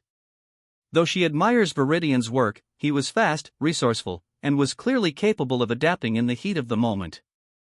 Something Momo wanted, or needed to learn. As Momo was mentally praising Viridian, Izuku entered the room. She turned to look at him. He was still trying to avoid eye contact though. Occasionally glancing at him, Momo couldn't help but be curious. He called her pretty with no hint of lecherous intent at all, which she was very happy about. He was also attractive, but it would be better if he had green hair like Viridian. But Momo wasn't interested in a relationship for now. The classes were very boring for Izuku. He already studied most of them after all. Now, he was just eating outside with his sister and Shinso. He wanted to avoid Izumi and Bakugo as much possible for now, and eating outside was a good way to do it. Digging through his katsudon, Izuku savored the moment. I am coming through the door like a hero. All Might's booming voice announced. Izuku would have fanboyed, but the black-haired girl in front of him was looking back at him again. He was too busy avoiding eye contact to even pay attention to All Might. When the hero told them to change into their hero outfits, Izuku bolted out. Rushing to the changing room, Izuku used Suit Up to quickly change into his newly owned outfit. Hey Yamamo, why do you keep staring at Aemon? Kyoka asked. No reason, Momo answered, but Mina decided to join in. Oh, does Yamamo have a crush? Mina said, making Momo blush. And no, he just seems familiar, Momo tried to explain. Sure he does, Mina smirked at her. Momo rushed out the changing, face red from her blush. Mina cackled as Kyoka rolled her eyes. Izuku arrived first at the fake city. He made his way to All Might. Izuku was wearing tactical stealth combat suit with green highlights. It had multiple pouches and hood that covered his entire head. Young Aemon, you changed quickly, All Might greeted him. I had a lot of practice, Izuku explained. Ahaha, you don't say, young man. Izuku was doing well to keep himself from fanboying. He can do that after class. Izuku wondered what All Might's quirk looked like, so he used Quirk Sight and Appraisal. A very bright sphere that shined like the sun, with 7 smaller spheres revolving around it. Izuku didn't know why there were 7 other spheres, but Appraisal didn't mention other quirks involved. 1FO All, a stockpile of power able to be passed down from user to user. That made it even more confusing for Izuku. He'll try to ask later. A few minutes later the class arrived at the mock city, wearing their hero costumes. Izuku turned neon when he saw Yaoyorozu, not even wanting to look anywhere near her. Izuku was too busy trying to avoid looking at her to hear All Might's explanation. It got worse when she stood beside him again. She was definitely doing it on purpose. The first match will be, All Might held up 5 balls. Todoroki, Ida, and Ishido as heroes versus Midoriya and Yaoyorozu as villains. Izuku already knew his luck was horrible, but this was just ridiculous. 3 versus 2 and he can't even look at his teammate without blushing. Then it hit him, he wasn't the Midoriya that was called. It was Izumi. He actually forgot that he was ᴡᴜ here. He watched them leave the viewing area, and Izuku was finally able to calm down. He watched as Momo and Izumi barricaded the whole bomb room, while also setting traps in the hall. When All Might announced the start of the exercise, Todoroki froze the entire building. Izumi used her telekinesis to free herself, while Momo made a blowtorch. Ishido used her acid to skate around, but Ida was having a hard time using his quirk on the frozen floor. They had a hard time getting through the barricade, only having 3 minutes left to get the bomb. But Izumi kept using her telekinesis to throw ice slabs at them, making Todoroki prioritize defense. Time ran out, making the villain team the winners. Well done, students, time for the next match. All Might held up 5 balls again. Bakugo, Kirishima, Kaminari as the villains versus ᴡᴜ and Jiro as the heroes. Before that, Bakugo, leave your gauntlets, a man wearing a red combat suit with metal plates spoke. Why should I? Bakugo shouted. Leave them or be expelled, the man answered. Bakugo reluctantly handed over his gauntlets. The man stood at the side viewing room, holding Bakugo's gauntlets on his left hand. The 5 students left the observation room, and towards their assigned building. Momo approached the man. You're Mordred, right sir? She asked. Yes I am, Mordred answered. I did not know you were a teacher here. I'm just a TA. Izuku stood beside Jiro as they arrived at the building, Bakugo and the others already entering. You got a plan? Jiro asked. Yeah, Bakugo will probably attack us head on, and the other 2 seem like the type to just follow the leader, Izuku started. I'll detract Bakugo, while you locate the bomb. What happens when I find it? We head there together. Begin! All Might announced. Izuku rushed inside, while Kyoka plugged her jacks on the wall. 3rd floor, last room on the right, both of them are there, Kyoka spoke through her earpiece. Try to get close then wait for me, Izuku replied. Izuku dodged an explosion aimed at his head, ignoring Bakugo's screams. Izuku caught his right arm and flipped Bakugo over his shoulder, knocking the air out of him. Before he could get up, Izuku kicked Bakugo to the ground. Bakugo was knocked out, and Izuku wrapped him with his capture tape. As All Might announced Bakugo's capture, Izuku made his way to Jiro. That was quick, Jiro spoke. He was weak, Izuku wasn't usually arrogant but he just kicked Bakugo's ass, he deserves to be arrogant just this once. I'll go in first, Izuku kicked the door open. Indiscriminate shock 1 million bolts. Kaminari announced as lightning shot out everywhere. Izuku just stood there unaffected, due to black lightning being a stronger electricity quirk. Kaminari fried his brain, and was currently in his stupid state. Kirishima came out from behind a column, he charged at Izuku with his body hardened. Watch out! Kyoka yelled. Izuku swatted Kirishima away with 4 strength quirks active, the redhead was sent through a wall, or walls. Kyoka touched the bomb, giving them the win. Nice job ᴡᴜ, Kyoka gave him a thumbs up. Thank you, you did a great job too, Izuku replied. Thanks, let's go back. Izuku and Kyoka went back to the viewing room, while the other 3 were taken to Recovery Girl. The other matches ended up going smoothly. Uraraka and Sato won against Kota and Ojiro by capturing them. Tsuyu and Tokoyami lost against Shoji and Shinso, because they got brainwashed.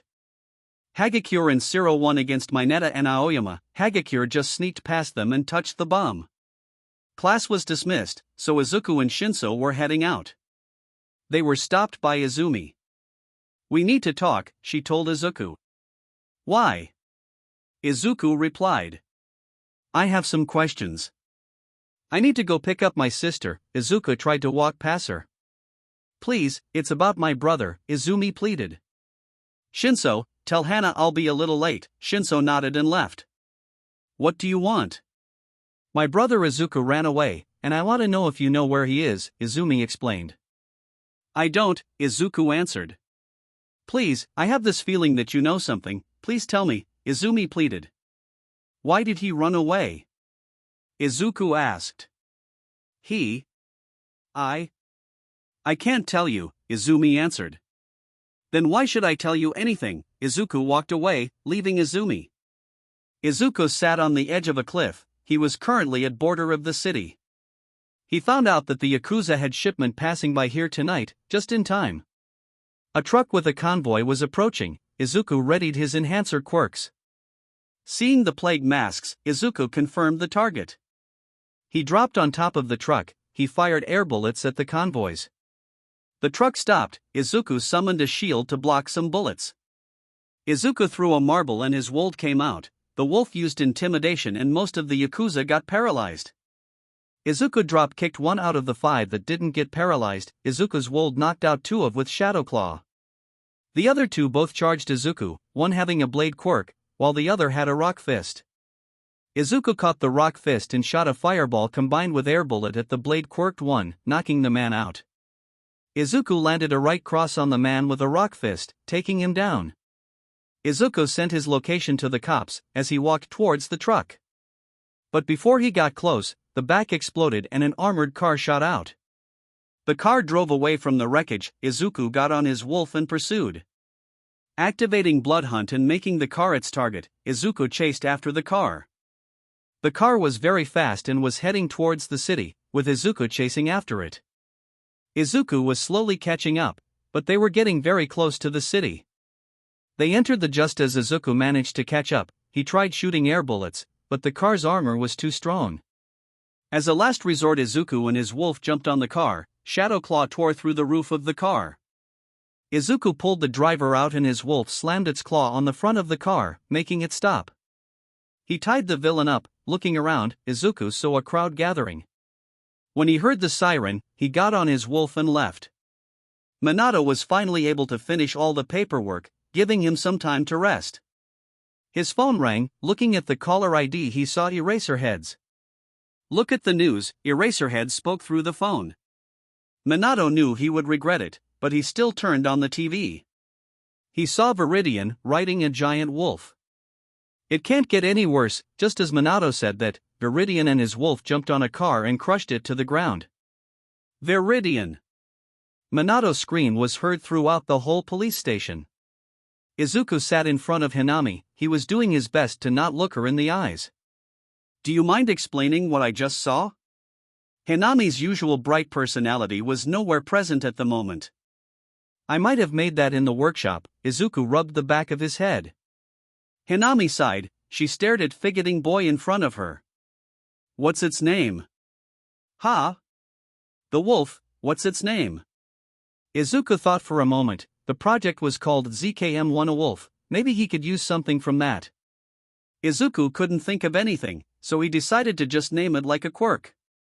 Phantom Shadow Wolf, Izuku finally answered. Sounds like a quirk's name, Hanami commented. Yeah, that's what I was going for. Alright, but if I see you jump on a moving car again, you'll be grounded for a year, got that? Hanami warned. Yes ma'am, Izuku saluted. Get to bed. Izuku quickly ran up the stairs. The next day, Izuku was back to avoiding eye contact with Yaoyorozu in class. If Izuku wasn't socially awkward, he would think that Yaoyorozu liked him.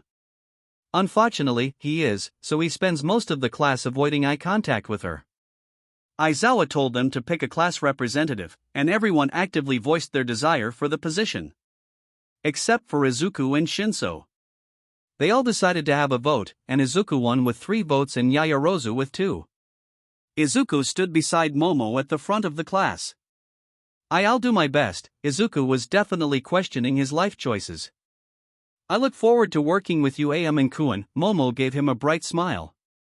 Al likewise. Percival stared at the footage in his computer. It was multiple images of someone recruiting some lowlife thugs. They're planning on attacking the UA's USJ, Riley informed. Send flow. Yes sir. Izuku sat around a table with Shinso, Ida, Uraraka, Azui, Jiro, Yaoyorozu, and Izumi. Izuku was doing a good job ignoring a majority of them though. He heard them talk about Ida's brother, then about Yaoyorozu's wealthy background. When Izuku was about to leave, an alarm rang through the entire cafeteria. The students began to panic, frantically trying to leave the cafeteria.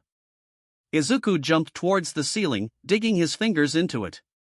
He screamed at the top of his lungs. "Calm down."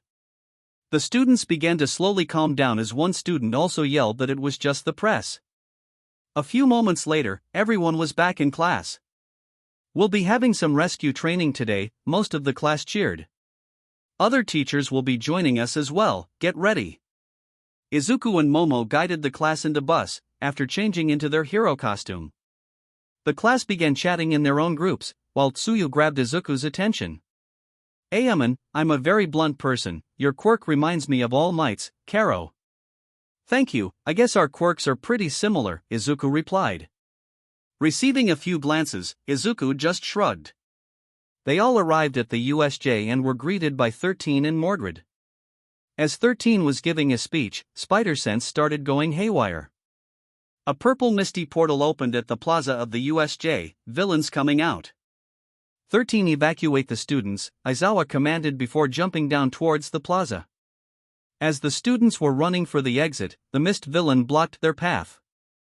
Bakugo and Kirishima dashed forward to attack, but was swallowed by the mist. Izuku used appraisal. Warp Gate allows the user to create a doorway between two places. Before Izuku could do anything, a warp gate opened beneath him. Dropping through, Izuku used his strength quirks to brace for impact. Looking around, he found himself in the downpour zone. Izuku released his wolf from the marble. "Help my classmates," the wolf phased through the wall and left. "So that's Shadow Phase," Izuku mumbled. Found one, Izuku turned to see a female villain pointing at him. "Noon can save you, brat, everything is disabled, even the security cameras," a villain with a mutant quirk yelled. Izuku smirked. "You don't say." Black lightning started dancing all over his body. The villains took a step back when they saw the lightning. Izuku shot a bolt of lightning on the ground near the villains. Electricity surged through the floor, shocking the villains. Izuku didn't bother taking the mutant quirks, but he got a fire quirk and 2 speed quirks. Izuku ran towards the direction of the exit, leaving the unconscious villains. Mordred got transported towards the conflagration zone. "How's the heat, Mordred?" Mordred turned towards the voice, immediately summoning his sword and shield. "Percival, what are you doing here?" Mordred pointed his sword at the white-haired man. "How rude of you to aim your weapon towards me." "I aim to kill you, Percival." Mordred's sword began to glow. "That's too bad." Percival disappeared. "You won't have the chance." Mordred barely got his shield to block Percival's fist. The hero was sent flying, crashing through multiple burning buildings. That's too bad. I hope you survive that, Mordred." Percival flew away. Before Izuku could reach the giant metal door, a blade of wind stopped him. Izuku almost got his hand cut off if Spider Sense didn't warn him. "You must be Lancelot," the man spoke. "Lancelot?" Izuku raised an eyebrow. So you don't know." "Doesn't matter." Blades of wind was shot towards Izuku. Jumping to the side, Izuku shot some air bullets towards the man. Izuku needed some information, but appraisal doesn't work on him either. Izuku shot lightning, hoping to electrify the water on the ground. A wall of air surrounded the man, creating tornado to protect him. The water on the ground was getting blown away, preventing him from getting electrified. The tornado compressed and shot towards Izuku, sending him crashing through the metal door of the downpour zone. Izuku tried to get up. He saw Aizawa fighting a group of villains. Slowly getting up, Izuku watched the man walk through the downpour zone's destroyed entrance. Izuku mentally cursed. He couldn't use the majority of his quirks with Aizawa watching. "Who's that NPC?" The villain covered in hands spoke. "A filthy lowlife like you doesn't need to know." The man shot multiple air blades at the villain. The huge dark-skinned villain blocked the attack with its body, the skin getting sliced in the process. But before the man could gloat, the dark-skinned villain began regenerating. "Fool, my Nomo has hyper-regeneration," the hand villain boasted. Izuku confirmed it with appraisal and quirk sight. he was surprised to see 12 quirks inside the Nomu. 5 strength quirks. 5 speed quirks. Hyper regeneration. Shock absorption. Using all his enhancer quirks, Izuku rushed for the Nomu, aiming to take all its quirks. As Izuku got closer, the hand villain began laughing. "You think you can beat my Nomu? Go ahead and try," the hand villain taunted. Izuku smirked as he faked a punch to touch the villain. "You fool!" the wind villain shouted. Izuku quickly swiped all the quirks one by one, feeling himself getting stronger as the Nomu screeched in pain. The wind villain tried to separate him from the Nomu by sending a large slash of wind. The wind tearing to the ground as it came closer. Fortunately, Izuku finished taking all the Nomu's quirks. Izuku backhanded in the direction of the attack, creating powerful blast wind that clashed with the air blade, destroying it. Everyone was blown back except for Izuku, shock absorption doing its job perfectly. In a burst of speed, Izuku was behind the wind villain, landing a punch to his face as the villain tried to look back. Swiping the villain's quirk as well. Airflow, the user can manipulate the air around him, turning it to blades or blasts of wind. The user is also able to remove any air resistance to his movements and using the surrounding air to boost his speed. Izuku hit the jackpot with that quirk. Considering the villain was actually kicking his ass earlier, it was fairly obvious. Keeping the celebrations for later, Izuku prepared to fight the remaining villain. "You cheater! What did you do to my Nomu?" the hand villain began ranting. Izuku was just about to attack it when a black tendril wrapped around him and smashed him on the stairs. Shock absorption and hyper regeneration prevented any major injuries, but Izuku wasn't able to block the sudden attack that hit him directly in the gut. "You actually managed to defeat ᴅ. I have to say I'm impressed, Lancelot," Percival spoke. "Another fucking NPC decided to join the party," the hand villain complained. "How annoying," Percival swiped his hand, sending a massive blast of wind towards the other villains. He swiped his hand again but nothing happened. He turned to see Aizawa using his quirk on him. "Get out of here, problem child," Aizawa yelled towards Izuku. "I'm not leaving you." Izuku charged Percival. "How honorable of you, Lancelot," Percival commented. Percival parried Izuku's punch, redirecting it towards the other villains. Grabbing Izuku's arm to throw him over his shoulder, blocking Aizawa's line of sight. With his strength back mid-throw, Percival spun to redirect the throw. He launched Izuku towards Aizawa, the student crashing into his teacher. "You're quite the troublesome foe racerhead," Percival complimented. Aizawa grunted as him and Izuku got up. The door of the USJ bursted open, to reveal All Might. "Fear not, students, I am here." Momo and Jiro raised their hands in surrender as a villain held Kaminari hostage. They were about to lose hope when suddenly a wolf came out of the ground, swiping its claws into the villain's back. Screaming in pain, the villain let go of Kaminari. The wolf charged with tremendous speed, crashing its head on the villain's chest, knocking the villain out. With the villain knocked out, the wolf ran off. Momo and Kyoko were left confused and relieved, watching as the wolf ran away. They grabbed Kaminari and was about to head towards the entrance of the USJ. At the same time the entrance bursted open, revealing the symbol of peace. Carolina Smash. All Might knocked out the villains in his way towards the plaza. "All Might!" Izuku exclaimed. "Sorry I'm late, ᴡᴇ'ʟ," All Might spoke. "Let me deal with these villains." "How quaint," Percival said in a bored tone. Aizawa used his capture weapon to grab Azui, Mineta, and Shinso, who were hiding near the lake. He was going to grab Izuku, but the problem child was already running towards the mist villain. Detroit Smash. All Might aimed his fist towards Percival. Pathetic, Percival caught the fist with one hand, but his gloves got torn away. Impossible. All Might was shocked someone was able to catch his fist, with one hand as well. How sad. Percival gripped All Might's fist and began slamming him on the ground repeatedly, before throwing him towards the stairs, nearly hitting Aizawa and the students. Detroit Smash. Izuku appeared behind Percival. Percival caught the attack with one hand again, using his gloveless hand. Izuku smirked, activating Sphere Swipe to take Percival's quirk. Aha! Izuku screamed in pain when he tried to take Percival's quirk. Green lightning violently traveled throughout his body, red veins glowing along with it. Percival floated into the air, watching as Izuku screamed in pain. He noticed the hand villain rushing to attack Izuku, but a bullet to his hand stopped him.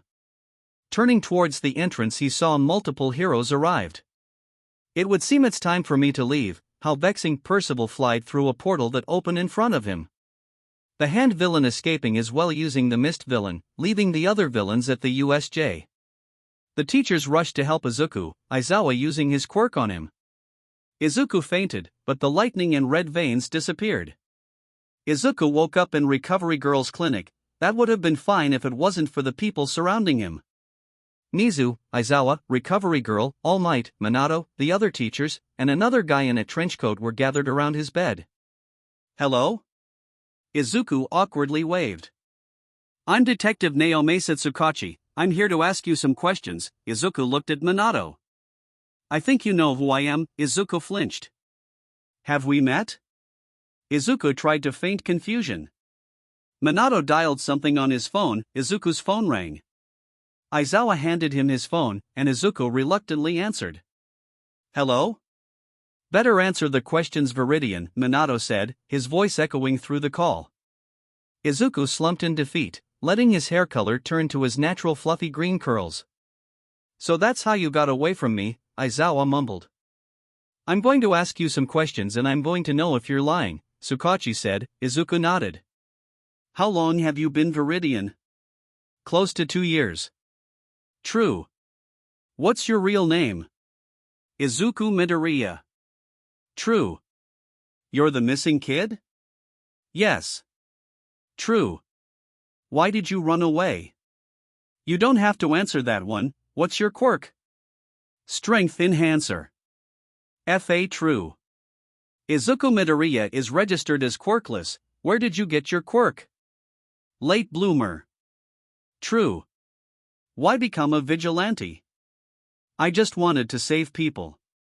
"True. That's all for now. You're not allowed to leave UA or you will be arrested," Tsukachi warned.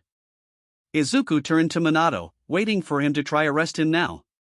But Minato just looked at him, somehow knowing what he's thinking. "I'm not going to arrest you, kid. You saved a lot of people. You're a pain in the neck, but you helped a lot." Minato left the clinic with Tsukachi, leaving Izuku with his teachers, who all looked either impressed or in Izuku's case annoyed. "Who knew one of our students is #1 vigilante?" Mike spoke. "With the hair color changing thing involved, noon," Izuku answered. "Well then, Mr. Midoriya, I have a proposition for you," Nizu spoke. "Could everyone leave us for a few minutes?" The teachers reluctantly left. Recovery Girl just went to her office. Once they were alone, Nizu began to explain. "Currently nobody knows you're Viridian, Mr. Midoriya, and we could keep that way," Nizu explained. "How?" Izuku looked confused. "Currently the HPSC is offering Viridian a chance to take a test in order to obtain a license." Izuku gained a surprised expression, but Nizu continued. "I will vouch for you and say that I have already tested you, and want to keep your identity a secret." "How are going to do that?" "I have numerous connections, Mr. Midoriya. If you accept, it will be a simple task to do so." "What's the catch?" Izuku narrowed his eyes. "Viridian will become a member of our faculty." "What about my classes?" "Do not worry, it won't interfere with your classes," Nizu smiled. Izuku felt like he was making a deal with the devil, but he doesn't have choice. "Deal. Excellent, I'll take care of everything." Nizu hopped down the chair he was standing on and left the clinic. Percival sat on his desk, looking over the articles about the attack on the USJ on his computer. He switched to a different tab, showing articles about the hero killer this time. "Looks like I need to head out again." Percival stood from his seat. "Do you need someone to accompany you, sir?" Ū asked. "No need, just make sure Storm and Quake do their job." "Yes, sir," Ū bowed. Izuku stared at the building in front of him, while Hanami was waving at him. "What are you doing here?" Izuku asked. "A lot has happened since you were unconscious for 2 days," Hanami spoke. "What? 2 days? Why didn't anyone tell me?" Izuku exclaimed. Bummer, Hanami just walked away. Tell me everything. Hanami explained everything to Izuku. Apparently the coffee shop got caught in a villain fight, destroying the majority of the cafe. But before Hanami began to start the repairs, Nizu suddenly offered them to instead open a coffee shop inside UA's campus. Who would be the customers? The students, of course, Hanami answered, and Izuku had to admit that was a dumb question to ask. Whatever, Izuku sighed in defeat. By the way, your workshop was also destroyed, but all your equipment was moved over there. Hanami pointed at a 2-story house that had 2 garages. Why don't people tell me anything? Izuku whined. Why don't you tell people anything? Hanami raised an eyebrow at him. Izuku knew she was referring to his secrets, which was a lot. Fine, Izuku walked towards the 2-story house. The door wasn't locked, so Izuku entered the house. He found Nizu drinking tea in the living room. Izuku stared at the principal for at least 2 minutes. Well, Mr. Midoriya, this is where you will be staying as a new faculty member. If you have a request or need something changed, we can inform Cementos. Nizu spoke without looking away from his tea. Okay, Izuku walked up the stairs with a blank expression. Percival walked down an alley. Suddenly a black tendril shot towards the rooftop of the building. A figure jumped away from the tendril, throwing 3 knives as he leaped between walls. Percival flicked and the knives were blown back by the wind pressure. Smoke suddenly exuded from his body, covering the whole alley. Percival sensed an attack and dodged. Sensing multiple attacks incoming, he evaded accordingly. Black energy began building up on his arms and legs as he kept dodging. Performing a roundhouse kick, the black energy shot out and hit its target. Following up with a left jab, another blast of black energy shot out. The attack missed, but the following right jab with black energy didn't. The figure fell to the ground, revealing the hero killer Stain. Percival wrapped the hero killer with his black tendrils, then proceeded to walk closer. Release me, Stain demanded. How rude, Percival spoke. Who are you? Stain scowled. Percival. What do you want? To give you an offer. What offer? I'll give you this in exchange. I need you to do something for me. Percival materialized a blood-red katana with some characters written on its blade. What's so special about this katana? Stain examined the blade as he was released. That blade has the ability to control blood, Percival explained. Stain cut a small wound on his finger. The writing on the blade glowed. A drop of blood from Stain's finger began to float, the blood following where Stain points the blade. What do you want me to do? I need you to retrieve something for me. Percival showed a picture of a black box with Chinese writings. Deal. Magnificent, a portal manifested behind Percival. I look forward to seeing you again, hero killer. Percival stepped through the portal. Izuku felt something different with his quirk, or saw something different as he looked at himself in the mirror. With quirk sight, Izuku found that his quirk changed. Instead of the previously gray sphere wrapped with chains and hook at the end, now it resembled a green sun with silver rings intersecting one another. The quirk spheres of the cores he stole still revolved around his own quirk sphere, but they followed the path of the silver rings. Izuku actually liked it, it looked more pleasing to him. But something caught his attention. The amount quirk spheres were too low compared to last time. Did he lose some quirks? No, he could still feel them somehow. Izuku focused on his quirk, then he figured it out. The quirks combined. All the quirks with similar abilities combined into one more powerful quirk. All his enhancer quirks combined into a stockpile of power, rivaling even All Might, probably. Izuku named it with his registered quirk name. Critical Overcharge. Black lightning combined with all his other electricity quirks, making far more stronger. Even giving him the ability summon lightning from the sky, which gave Izuku the idea for the perfect name for it. Black Storm.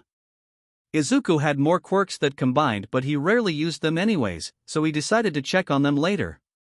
He went to one of the garages. That was actually his new workshop. Seeing his wolf there, or phantom shadow wolf to be exact, he noticed some changes as well. Black smoke seemed to ooze from the wolf's body. its metal body looked to be replaced with an actual fur too, but still kept the green highlights. Izuku placed a hand on it, and was extremely surprised. The 5 quirks he gave it combined into one. Bloodhunt, Shadow Claw, Shadow Phase, Intimidation, and Howl combined into Shadow Predator. An alpha capable of paralyzing its prey in fear with its intimidating glare, and Howl able to bring down buildings.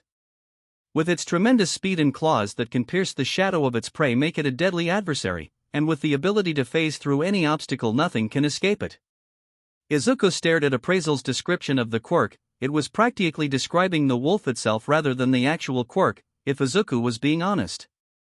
Considering Appraisal used the user's way of analyzing, that was Izuku's fault. He was about to use Compress to store the wolf, when the wolf suddenly turned into black marble with dark green outlines. The marble floated towards him, entering the back of his hand. Izuku decided that he'd seen enough today, and went to his new room to sleep. Hopefully tomorrow would be normal. Nizu stared at the file in his hand.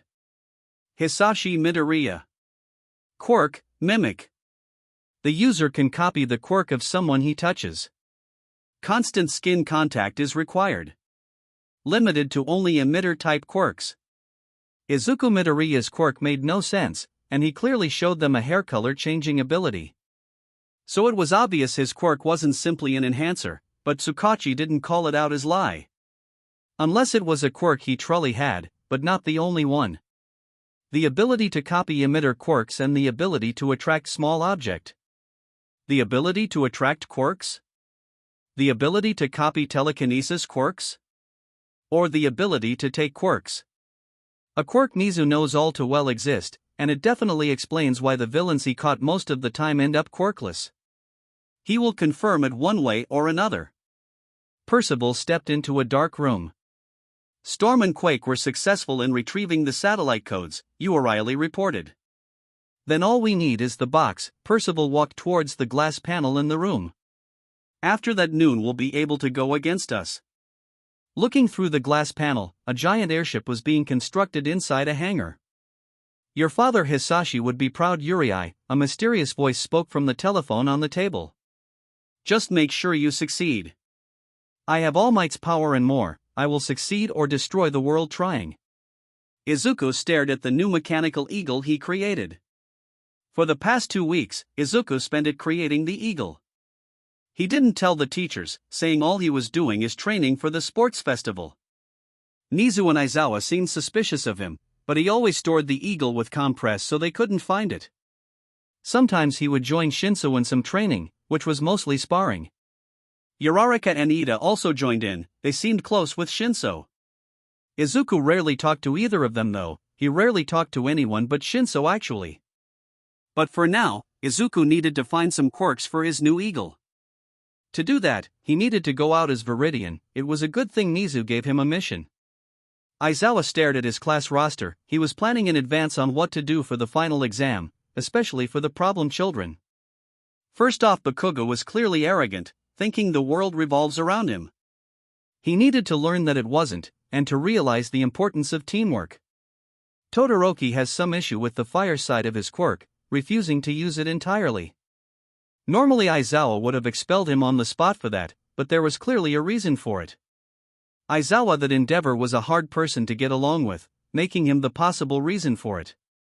Another one is Mineta, having multiple cases of sexual harassment from his previous school, and the clear lack of physical training. He was on thin ice, one case, and he'll be expelled immediately. The last one was Iemen Shiro or Midoriya Izuku. Finding out that the problem child was Viridian was quite the experience for him.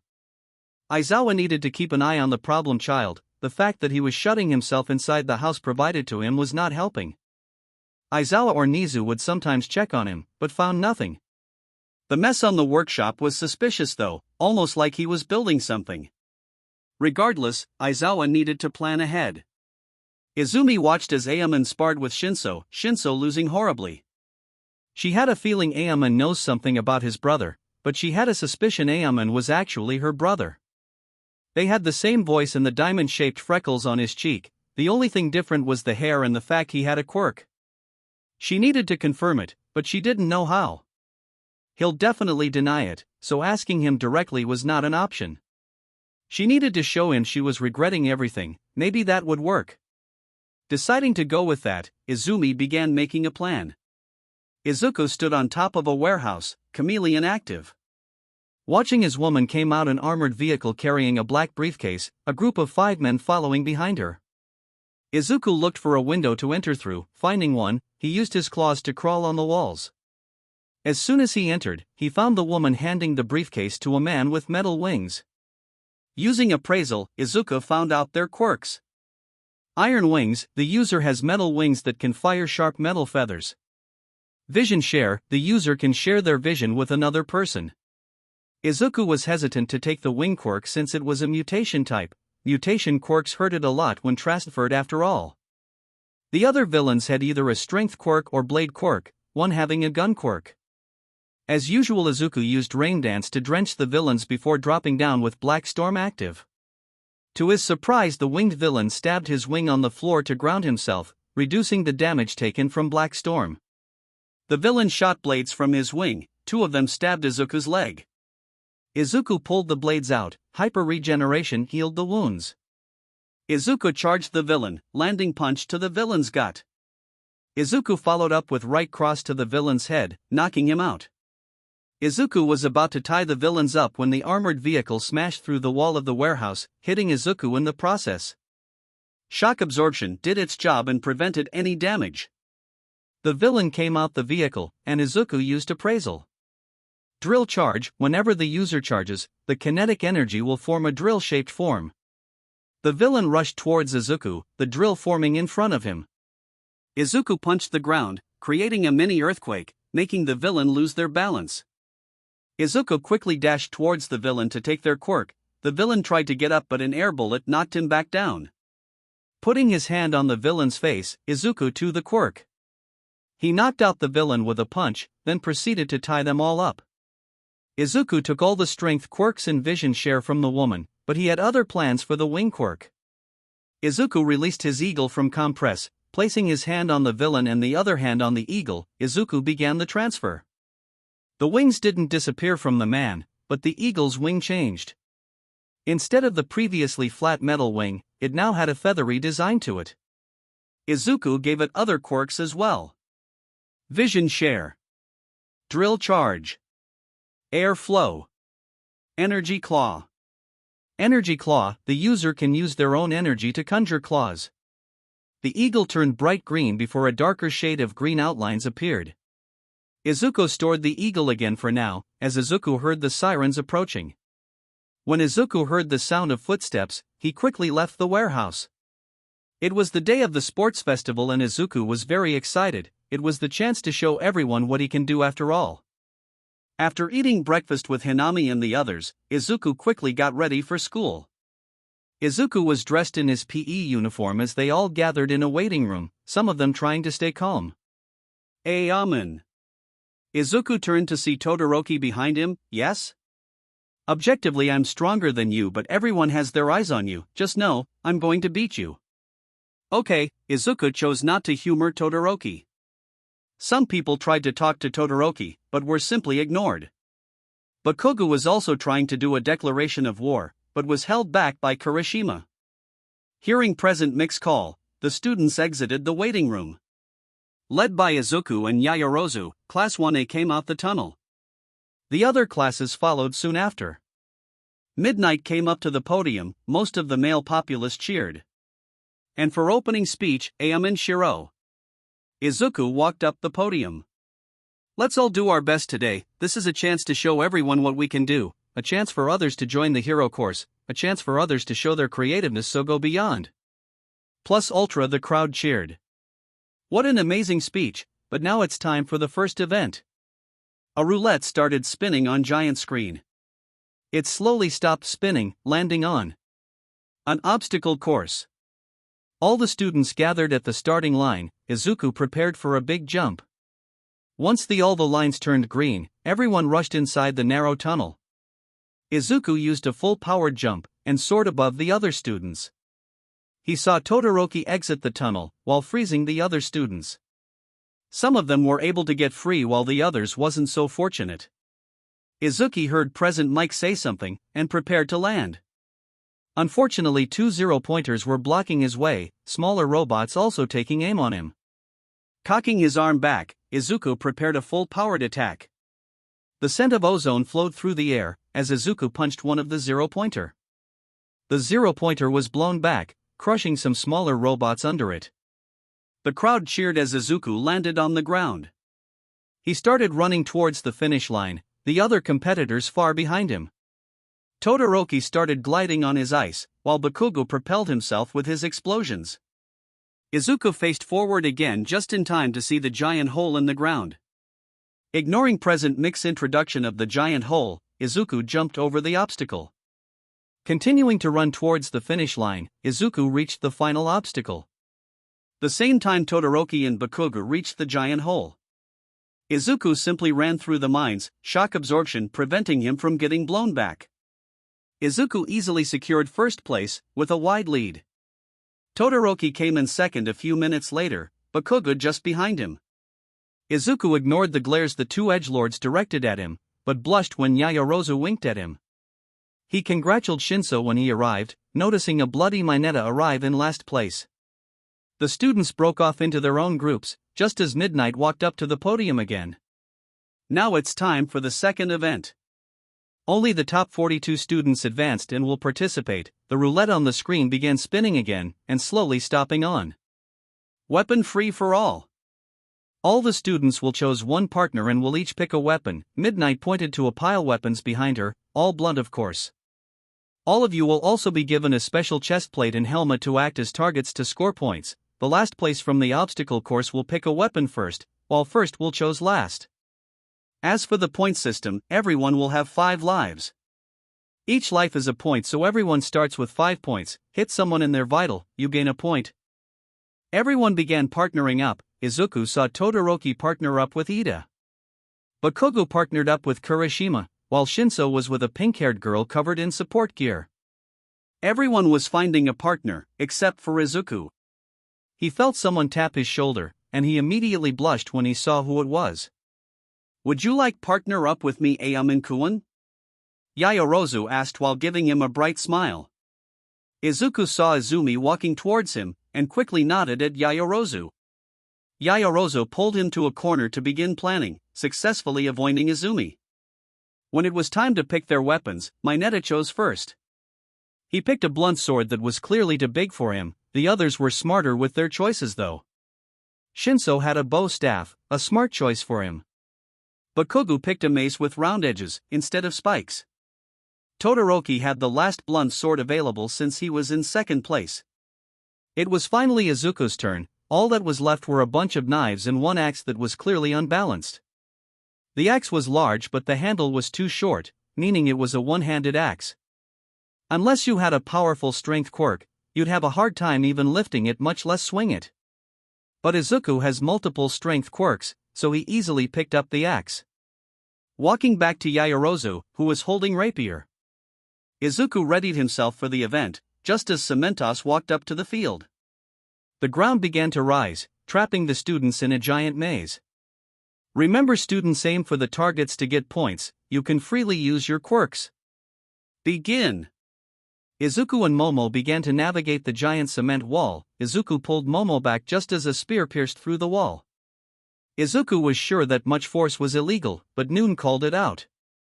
Izuku decided to retaliate. He swung the giant ace towards the wall, obliterating it in the process. The person behind it was blown back, getting knocked out as well. Izuku noted it was a man covered in brown hair all over his body, their partner being a brown-haired guy. Shishida! Izuku heard two people scream behind him, and beautiful orange-haired girl and an equally beautiful green-haired girl. Izuku had to admit, the female students in UA were gorgeous. Iemen, Todoroki chose the wrong time to join. Iemen, I'll handle the last one, big guy, please take care of the rest, Momo spoke. Does she realize what she's asking from me? Izuku thought as he stared down Todoroki that was holding a literal ice sword. Izuku barely dodged a flying gauntlet-covered hand, then a giant hammer. He smashed Todoroki's ice wave with his axe, then blocked the flying hand with his left arm. Izuku raised his axe and swung down hard, creating a massive shockwave.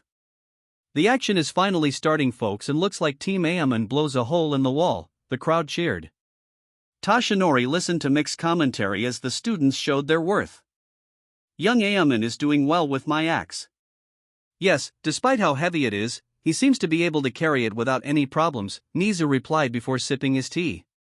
Toshinori turned to stadium just as a massive shockwave hit the maze, the blast destroying most of the maze. And Team ᴡᴜ decides to literally level the playing field. Mike announced. He decided that he was at disadvantage in narrow place with that axe, so he made the place wider, Aizawa analyzed. Toshinori chuckled as the students began quickly racking up points, while some were knocked out by the blast. You fucking bastard. Bakugo swung with his mace, aiming for Izuku's head. Baku bro, chill out, Kirishima called out from somewhere in the battlefield. Izuku dodged another attack, then a massive glacier was heading straight for him. Swinging his axe to intercept, the impact destroyed the glacier. Blocks of ice scattering on the battlefield. Izuku and Momo already had 20 points, which was probably enough to advance. But Bakugo and Todoroki were persistent, and they weren't even in the same team. They left their teammates somewhere in the battlefield. Die! Izuku blocked a massive explosion with his axe, getting blown back a few feet. Izuku saw Bakugo about to swing hard with his mace, just as Todoroki was about to do the same with his sword covered in ice. Izuku met their attacks with his axe. With the difference in strength, Bakugo and Todoroki got blown away. At this point Izuku chose to run. He looked for his partner. Finding her in a fight with blonde guy with an arrogant punchable face, Izuku rushed to deal with the blonde's teammate. A white-haired guy with metal skin, he wasn't holding a weapon at all. Izuku aimed his axe and threw it, slamming on the white-haired guy's side and sending him flying towards the blonde guy. Izuku rushed and picked up Momo in a bridal carry and bolted away, looking for a place to hide. He saw his sister controlling a bunch weapons with her quirk, ᴜᴜ using some tonfas to fight Mina who had batons. He even found Mineta knocked out on the ground, which Momo was happy about. Time's up. Stain looked down on the armored hero on the ground. All for a just society, Stain raised his blade. Just as he was about to swing down, a blast wind blew him away from the hero. Looking at direction the attack came from, he saw a giant emerald eagle. Manipulating the blood on the floor, Stain shot blades made of blood at the eagle. A torrent of wind covered the eagle, before a vortex of air was fired at Stain. Stain was sent crashing into the wall. As he tried to get up, he heard the sound of police sirens. Choosing to fight another day, he climbed up to a rooftop and ran away. Leaving the eagle with the hero, the eagle tried to get the attention of the police and led them towards the downed hero. Izuku was zoned out as midnight gathered the remaining students and revealed their placements. He didn't hear anything she said, so just looked at the giant screen. 1. ᴡᴜ and Yaoyorozu. 2. Todoroki and Ida. 3. Shinso and Hatsum. 4. Kendo and ᴘᴇ. 5. ᴜᴜ and Midoriya. 6. Ibara and Yanagi. 7. Tokoyami and Shoji. 8. Bakugo and Kirishima. Whoa, Bakugo barely made it in, Izuku said in surprise. Kirishima lost all 5 lives, while Bakugo chased after us, Momo spoke behind him. If we continued fighting him, he wouldn't have had the chance to get any last-minute points. Oh, too bad, Izuku muttered. Time for the matchups in the 1v1, Midnight announced. In the just check the screen, Aizawa interrupted Mike. Ida vs Hatsum. Todoroki vs Shoji. Bakugo vs ᴜᴜ. Shinso vs Tokoyami. Yaoyorozu vs Ibara. Midoriya vs Yanagi. ᴘᴇ vs Kirishima. ᴡᴜ vs Kendo. Who's Kendo? Izuku mumbled. She's the class rep from 1B, the orange-haired girl from earlier, Momo answered. Oh, thank you. Izuku was surprised Momo was still behind him. It's nice to see that you can look at me now, Momo teased. It's not. Izuku blushed as he tried to think of what to say. We have a 1-hour break for some lunch, Midnight announced. Izuku immediately ran away, leaving a giggling Momo. Todoroki watched Izuku run away, before he could talk to him. Izumi watched the exchange from a distance, noting their closeness. Izuku looked at his phone. He made his wolf and eagle do some patrols. And his eagle apparently made it to Hosu of all places, while his wolf is currently in Tokyo. Izuku felt a hit in his pride knowing both of them managed to get that far in one day, while he barely left Mustafu. He reached the cafeteria and ordered his favorite katsudon. He was the first one to arrive due to him running away from Momo, so a lot of tables were empty. Shinso and Hana joined him when they arrived, then Momo and the others followed. Momo kept smirking at him, and he would blush in return. "Are you ready for the 1v1 tournament, folks?" the crowd roared with cheers. "Then let's call the first fighters. He's blue, he's fast, ᴚᴚ from Class 1A, versus the mad scientist from Class 1H Hatsume." Izuku watched as Hatsum and Ida entered the arena. Ida was wearing some support gear from Hatsum, that the judges had to approve on the spot. As he was watching, he was also trying to think of a plan to fight Kendo. Brute force wouldn't help either of them show the world what they could do, normal hand-to-hand combat would be better. During Izuku's muttering, the others were watching as Ida was used as Hatsum's marketing tool, getting trapped in a net, tazzed, and his leg even got trapped in blob of slime. The shame he had to endure as Hatsum walked off the arena after her performance. Well, that was something. Now for the next match. We have the Ice King from 1A Todoroki Shoto versus also from 1A the man with a few words Shoji Mizo. The crowd cheered as Todoroki and Shoji entered the field. Izuku kept muttering. Momo and Uriarika just giggled at him. Someone knocked at the door of their booth. Kaminari opened the door to reveal Hana. "Hi, I'm here to see my brother," Hana explained. "He's over there," Shinso pointed to Izuku in the corner. Hana sat next to Izuku, bringing him out of his muttering. As the two of them talked, some members of 1A also began to chat. Seeing Hana was an interesting topic after all. "She's hot," Mineta drooled. "Unless you want to be thrown into the sun, I suggest you shut up," Kaminari warned. Izuku caught the both of them trying to trick the girls into wearing cheerleading outfits, and it did not end well for them. "She looks good," Jiro told Momo. "I agree, her body looks trained." Momo noticed the slight musculature under her PE uniform. "That's because he made her exercise with him, and considering how strong he is, Shinso left it for them to imagine." Everyone that heard shuddered at what she potentially had to go through. "Maybe we show Dash." Momo was interrupted by massive glacier covering the arena. Percival watched the sports festival in his office. A boy with an explosion quirk against a girl with a gravity quirk, a bad matchup for her, but it was winnable. She did a good job. The meteor shower was good idea. She just lacked experience. He'll keep an eye on her. The next match was interesting. The lavender-haired boy was impressive combatant. But his quirk didn't work on the sentient shadow, resulting on him getting overpowered. The match after was what Percival was waiting for, a creation quirk capable of making anything that isn't alive. The only drawback is that it uses the lipids in the body, but he'll take note of that power for the future. Momo created a flamethrower to keep Ibarra's vines away, but she started throwing debris at her. She was forced to drop the flamethrower to create a shield to block the debris, then suddenly vines came out of the floor and binded her. She was tossed out of the ring, giving Ibarra the win. Momo felt devastated. She was easily defeated. She ran inside the tunnel, her eyes beginning to tear up. Once she was alone, the dam broke and she cried. As Izuku was walking to the waiting, he heard the faint sound of someone crying. He entered the room and saw Momo crying in a corner. "Yaoyorozu-san." "Oh, sniff, sorry, I'll just leave." Momo tried to leave. Izuku grabbed her hand to stop her. "It's okay, Yaoyorozu-san, there is nothing shameful about falling, it's only shameful when you don't get back up." Izuku gave her a bright smile. "Let's just do our best to better for the future." Momo gave him a hug just as President Mike announced Izumi as the winner in her fight. "Thank you, ᴜᴜ-ᴛᴏ, that was really helpful." "And no problem." Izuku was as red as tomato. "Good luck in your match." Momo left and Izuku collapsed into the floor. They were so soft, steam was coming out of his ear as he mumbled.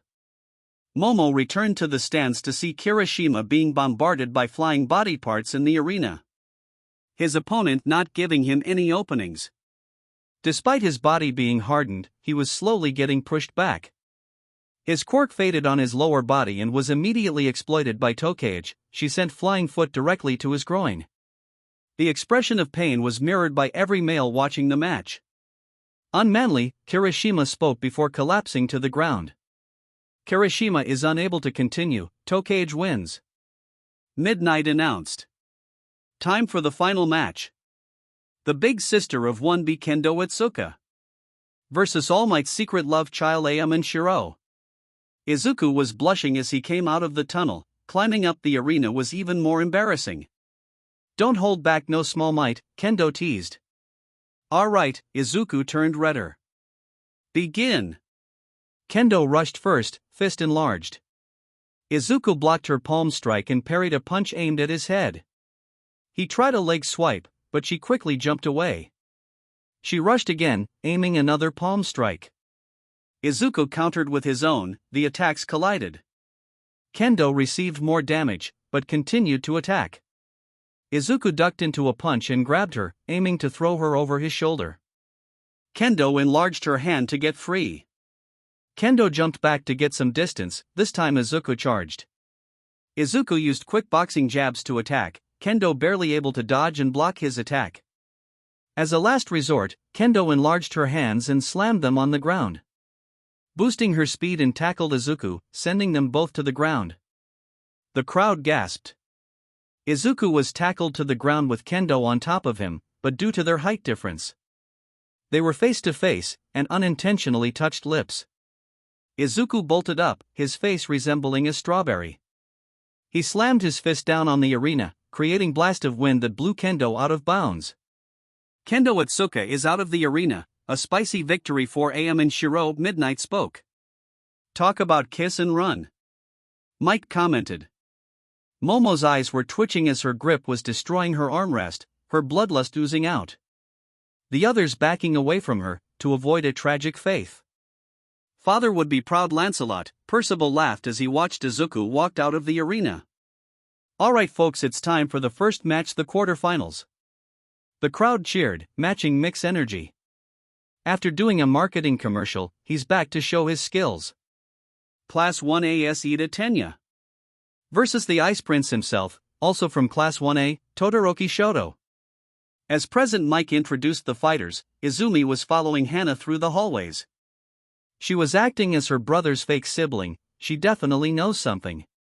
When she saw Hana enter a bathroom, she followed inside and locked the door. What do you know about my brother? Izumi asked out loud, announcing her presence. Ha? Hana stuttered, surprised by the sudden confrontation. You're pretending to be Izuku's sister, I know he's my brother, so explain. Tell me everything. Izumi shouted at the end. I don't know what you're talking about. Hana began to slowly step back. Don't act dumb. I already know, he's my brother. Please tell me. Izumi dropped to her knees in tears. Hana watched as Izumi cried and begged in front of her. Unable to handle the guilt, she started to give in. Alright, I'll tell you. Izuku felt a sudden feeling of dread as he hid inside the waiting room. After what happened in the match, he was afraid to face his classmates. He knew Mina and Hagakure was going to grill him, and Shinso was going to do worse than them. The bastard had a talent for getting under people's skin. He watched the match from the monitor inside the waiting room. Ida was definitely doing well against Todoroki, but he was definitely running out space. A few minutes later, he was already encased in a glacier. Poor Ida. The next match was Bakugo versus Tokoyami, bad matchup for Tokoyami. Dark Shadow had a clear weakness to light, and Bakugo was a better fighter. As Izuku was analyzing the next match, a knock came from the door. Izuku immediately hid under a table, hoping they would go away. Another knock, Izuku decided to use Chameleon. They didn't knock again, instead the door slammed open, revealing Yaoyorozu holding a battering ram. He's not here, Momo said. Then why was it locked? Uraraka asked. Maybe he locked it, then closed the door, Mina suggested. Possible, let's go check somewhere else, Momo said, walking out, while still carrying the battering ram. The hell was that? Izuku mentally screamed as he got up from under the table, releasing Chameleon as well. The sound of a loud explosion signaled the end of Bakugo's match, with him as the winner. Izuku decided to sneak out, but he bumped into someone, noting the soft feeling of the impact. He looked up to be face to face, well face to boob with Yaoyorozu. Found you. Momo's tone sent chills down Izuku's spine, and the smile she had made it clear he was a goner. The worst part, he didn't even know why he was doomed. Itsuka was walking alone in the hallways. She decided to avoid Setsuna as much as possible for now. After what happened, she needed to be alone. She wasn't bothered by the loss, she put up a good fight after all. What bothered her was that she lost her first kiss, in live television. Her classmates were the least of her problems, her parents will never let her live this down. As Itsuka had her existential crisis, she heard people conversing in the girls' bathroom. Normally she would leave, but he heard a wait a familiar name. And the fact that the door was locked made her more curious. And Shiro is my brother Izuku, right? Yes, he took me in and treated me like family. Why? Why won't he come home? I don't know, we didn't want to pry. So he just decides to change his name? I don't know. I don't know, okay? Itsuka could hear faint sobs from the other side. When she heard the sound of footsteps, she rushed to hide.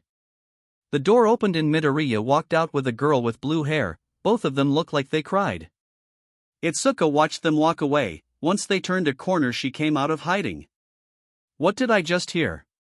Percival watched Izumi enter the arena to fight a girl with vine hair. He noticed the faint traces of crying, an impressive feat considering he was only watching from a computer screen. He decided to take note of it, and considering Lancelot was wearing a disguise, it must be related to him. Izumi stared down Ibara on the other side of the arena. Preparing to grab hold of the cement floor, Izumi braced herself for the weight. Begin! The tiles of the glowed pink and was lifted off the ground. Izumi immediately sent them flying towards Ibara. Ibara halted her vines that were rushing towards Izumi, and created a wall to block her attack. Ibara felt the floor beneath her start to shake, and quickly used her vine hair to lift herself away. Izumi grabbed hold of the debris near the vine wall and used them to attack Ibara, who tried to create another vine wall. Izumi used debris with sharp and thin edges to cut some vines, to weaken Ibara. After a few minutes of dodging and cutting some vines, Ibara was starting to get sluggish and the lesser vines made harder for her to block. Izumi took hold of a slab of cement and began to make it rapidly spin before launching it towards Ibara. The wall she created was a lot weaker and was unable to block the attack, sending her flying out of the arena. Ibara Shiozaki is out of bounds. Midoriya Izumi is the winner.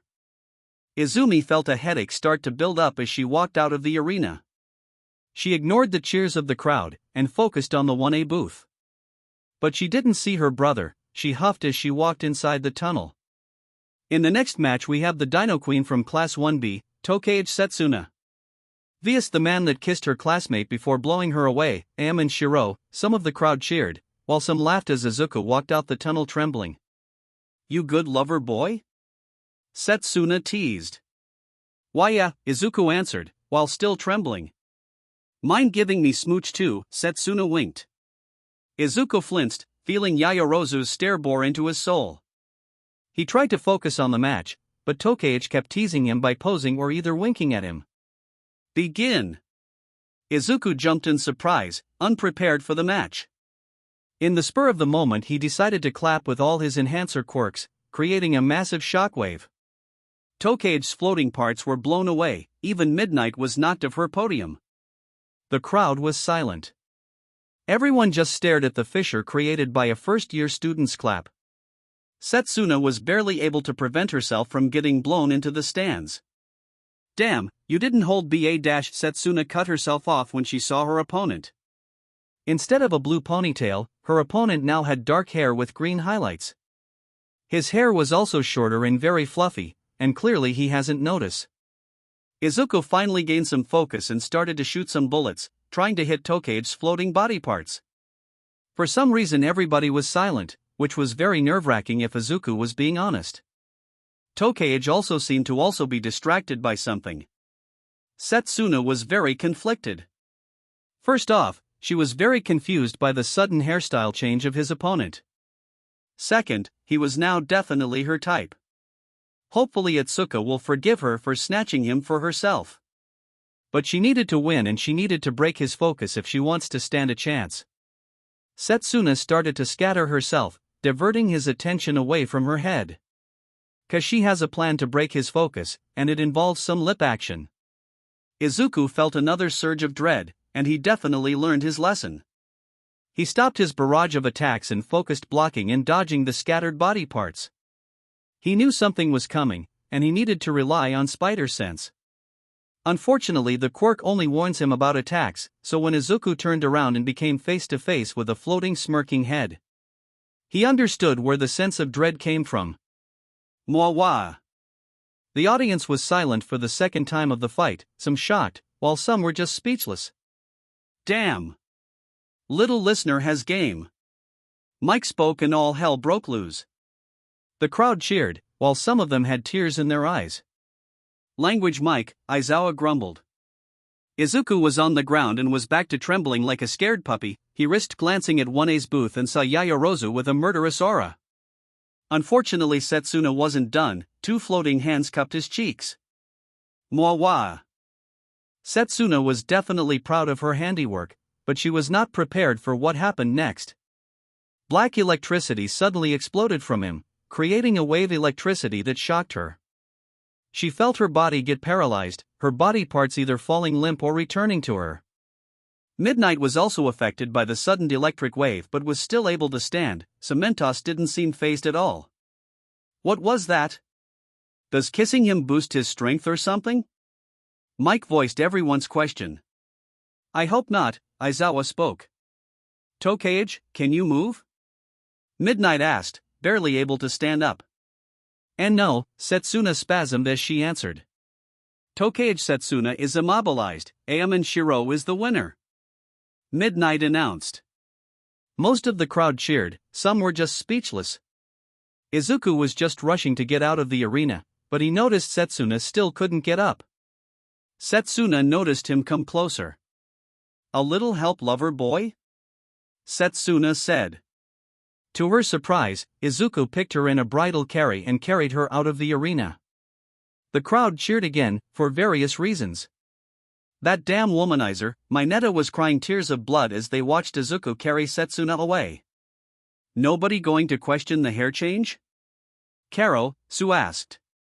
It looks nice on him, I'm going to start calling him Midori, Mina exclaimed. Izumi and Bakugo just quietly stared at the tunnel Izuku disappeared from. But a terrifying screech made them all jump in surprise, none of them dared to look at the source. The sound of a door getting slammed made them all sigh in relief. As Izuku was carrying Setsuna, he suddenly chuckled. Setsuna raised an eyebrow, Izuku just looked up to the ceiling. I'm in danger. Inside Recovery Girl's clinic, Izuku placed ᴘᴇ'ʟ on one of the beds. I hope you realize your hair is green, Recovery Girl informed. Izuku realized then began to panic. Spider sense also began ringing and he quickly rushed out of the clinic, leaving the nurse and ᴘᴇ'ʟ. Running around and using his quirk to avoid anyone, Izuku found himself inside a waiting room. Era, what do we have here? Izuku shuddered, shakily turned around. Hinami-san. Izuku felt relieved to see her. Found him Yamamo, Hinami said through her phone.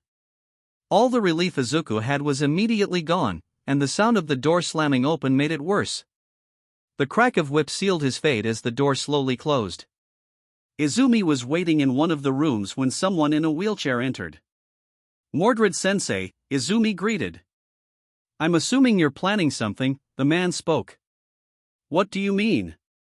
Izumi tried to deny. You just saw your brother out there, every teacher knows you're planning something. I just want him home, Izumi looks down to her lap. We all know what happened, Nizu had me look into his memory when I was finally able to leave the hospital bed. I Give him time, no matter how much hate, nobody can give up on family. Mordred began to leave. Take it slow. Never in Izuku's life would he ever expected to literally have to run away from a woman. He didn't even know why Yaoyorozu was so hellbent on punishing him. They weren't even close. Hell, they've probably only had 3 conversations before today. But for now Izuku will hide in a man's sacred place, where no woman could enter. The male restroom. Calming down, Izuku began to fix some problems. Well, tried to fix some problems. He couldn't change his hair color anymore, so he was stuck being a bush. His connection to his wolf and eagle were also acting up. He was brought out of his thought by the stadium rumbling. Todoroki and Bakugo probably started trying to kill each other. He couldn't watch, since Yaoyorozu was hunting him down for some reason. Chameleon also wasn't an option, he needed to conserve energy after all. Another rumble, the match is probably over. Now Izuku needed to head to the arena, so he prayed for a safe travel. He slowly opened the door, poking his head out to check for any hunters. Seeing noon, Izuku stepped out. Managing to arrive at the tunnel, Izuku felt relieved. Until a pair of arms wrapped around his neck. Era, looks like I found you. Izuku didn't dare to look back. Mercy? His head was turned to face the woman. I just want to say good luck. Yaoyorozu was giving him a look that said, I'll be waiting right here so you can't escape.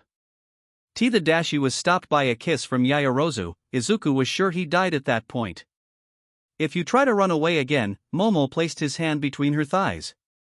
You won't get to experience this. With that, Momo separated from him. Time for the last match of the semifinals. First off, we have the telekinetic Greeneat from 1A. Midoriya Izumi versus her lady killer of a brother ᴡᴜ Shiro. Mike announced. Izuku nervously walked out the tunnel, trying to hide the boner Yaoyorozu left him. Izumi looked calm as she walked up the arena. Izuku was sure whether this is the best day or the worst day of his life, he settled for both. Inside the Yaoyorozu residence, the matriarch had a sudden feeling of pride, while the patriarch had a sudden feeling of sympathy. Dread followed as he saw his wife stand from where she was seated. He gulped as he saw a whip come out of her skin. Itsuka had mixed feelings as she watched the now green-haired boy she accidentally kissed, and his apparently sister enter the arena. For some odd reason he was fidgeting, like he was trying to hide something in his pants. Setsuna cackled as she realized what's going on. Mop Top was trying to hide a boner. And the look on Midnight's face says she noticed too, and was plotting something. Yui Kodai watched the man who kissed 2 of her friends fidget in place. I feel left out, her classmates looked at her. I'm going to kiss him too. Most were shocked, while a blonde asshole looked livid. ᴜᴜ, are you ready? Midnight asked before licking her lips. Why yeah. Izumi caught on, and her instinct as a sister outweighed any remorse she felt at the moment. The moment Midnight announced the start of the match, she took hold of his pants and tried to yank it down with her quirk. Thankfully Izuku quickly caught his pants, preventing himself from getting humiliated. From the cheers of the crowd, they were clearly enjoying his misery. Are you going to come home now? Izumi shouted at him. Somewhere in the stadium Mordred facepalmed. Never. Izuku shouted, holding his pants in place. So be it. Izumi, instead of trying to pull it down, she began trying to pull it apart. Majority of the female crowd squealed in delight when they noticed Izumi's plan, a woman of culture indeed. Izuku noticed and turned to Midnight for help. The excited look on her face sealed his fate. Izuku had to make a decision, his dignity or his secret. He chose his dignity. A wave of black electricity exploded from his body. I swear this kid is either the luckiest or unluckiest guy on the planet, Mike said, ignoring the electric attack. Problem children, all of them are problem children, Aizawa complained. The crowd started murmuring. Viridian. One person from the crowd cheered. Viridian. Viridian. Viridian. The crowd started chanting. The fact that he confirmed Viridian's signature lightning quirk sealed his fate. The first time could be chalked up as an accident, a second time is just too much. Looks like the jig is up, Eraser, Mike spoke. He chose his dignity over his secret, Eraser explained. Izumi was paralyzed by the attack, but still had fair control over her quirk to keep tugging on his clothes. At this point it was just ridiculous. Izuku summoned lightning strike from the sky, hitting the arena and blowing Izumi out of the ring. Midoriya Izumi is out of bounds, Aomen Shiro wins, Midnight announced, but the disappointment in her tone was evident. The groans from the female populace of the crowd was heard clearly as well. Izuku sighed in relief, his boner was also gone too. But seeing Yaoyorozu waiting for him in the tunnel sent a shudder up his spine, so he did the most logical thing at the moment. He jumped to the stands. Percival dragged his hand over his face. Both of his siblings were hopeless. Honestly, if he didn't know what their real quirks were, he would just leave them alone, but his father decided to birth two people with absurd quirks. ᴅᴜᴜ, called dupli, Percival groaned. Yes sir. Izuku waited at the room of the stands, where it was safe. He just sat in place until President Mike calls him. Now that he thought about it, he didn't know he was going to fight. He wasn't able to watch Bakugo and Todoroki fight, or know who won. Either way he was confident in his ability to win. What are your thoughts, Toshinori? Nizu asked. I'm tempted to give him one for all Might answered. Even though he has all for one, Nizu sipped some of his tea. It's confirmed that he is not at all related to the bastard, and is training to be a hero. Are you sure you're not all biased, considering your favorite film is Star Wars? This is a tempting opportunity to replicate it. Nizu teased. A part of it, seeing Gran Torino be the Yoda in this story is tempting, the number one hero admitted. I agree, Nizu nodded. Standing in front of an angry Bakugo would have scared Izuku in the past, now it was just annoying. Breaking his nose or his jaw would probably prevent him from scowling too much, now that's a plan. And Izuku was feeling too petty to not do it. The cheering of the audience was ignored, and once Midnight began the match, Izuku kicked into overdrive. Maxing his speed, he practically teleported in front of Bakugo, delivering a high-speed right hook to his jaw, as a bonus, knocking him out. Everyone was silent, but Izuku didn't care. Bakugo didn't deserve a real match. Izuku wasn't going to give him the satisfaction of a real fight. Once Izuku heard Midnight announce his victory, he walked away.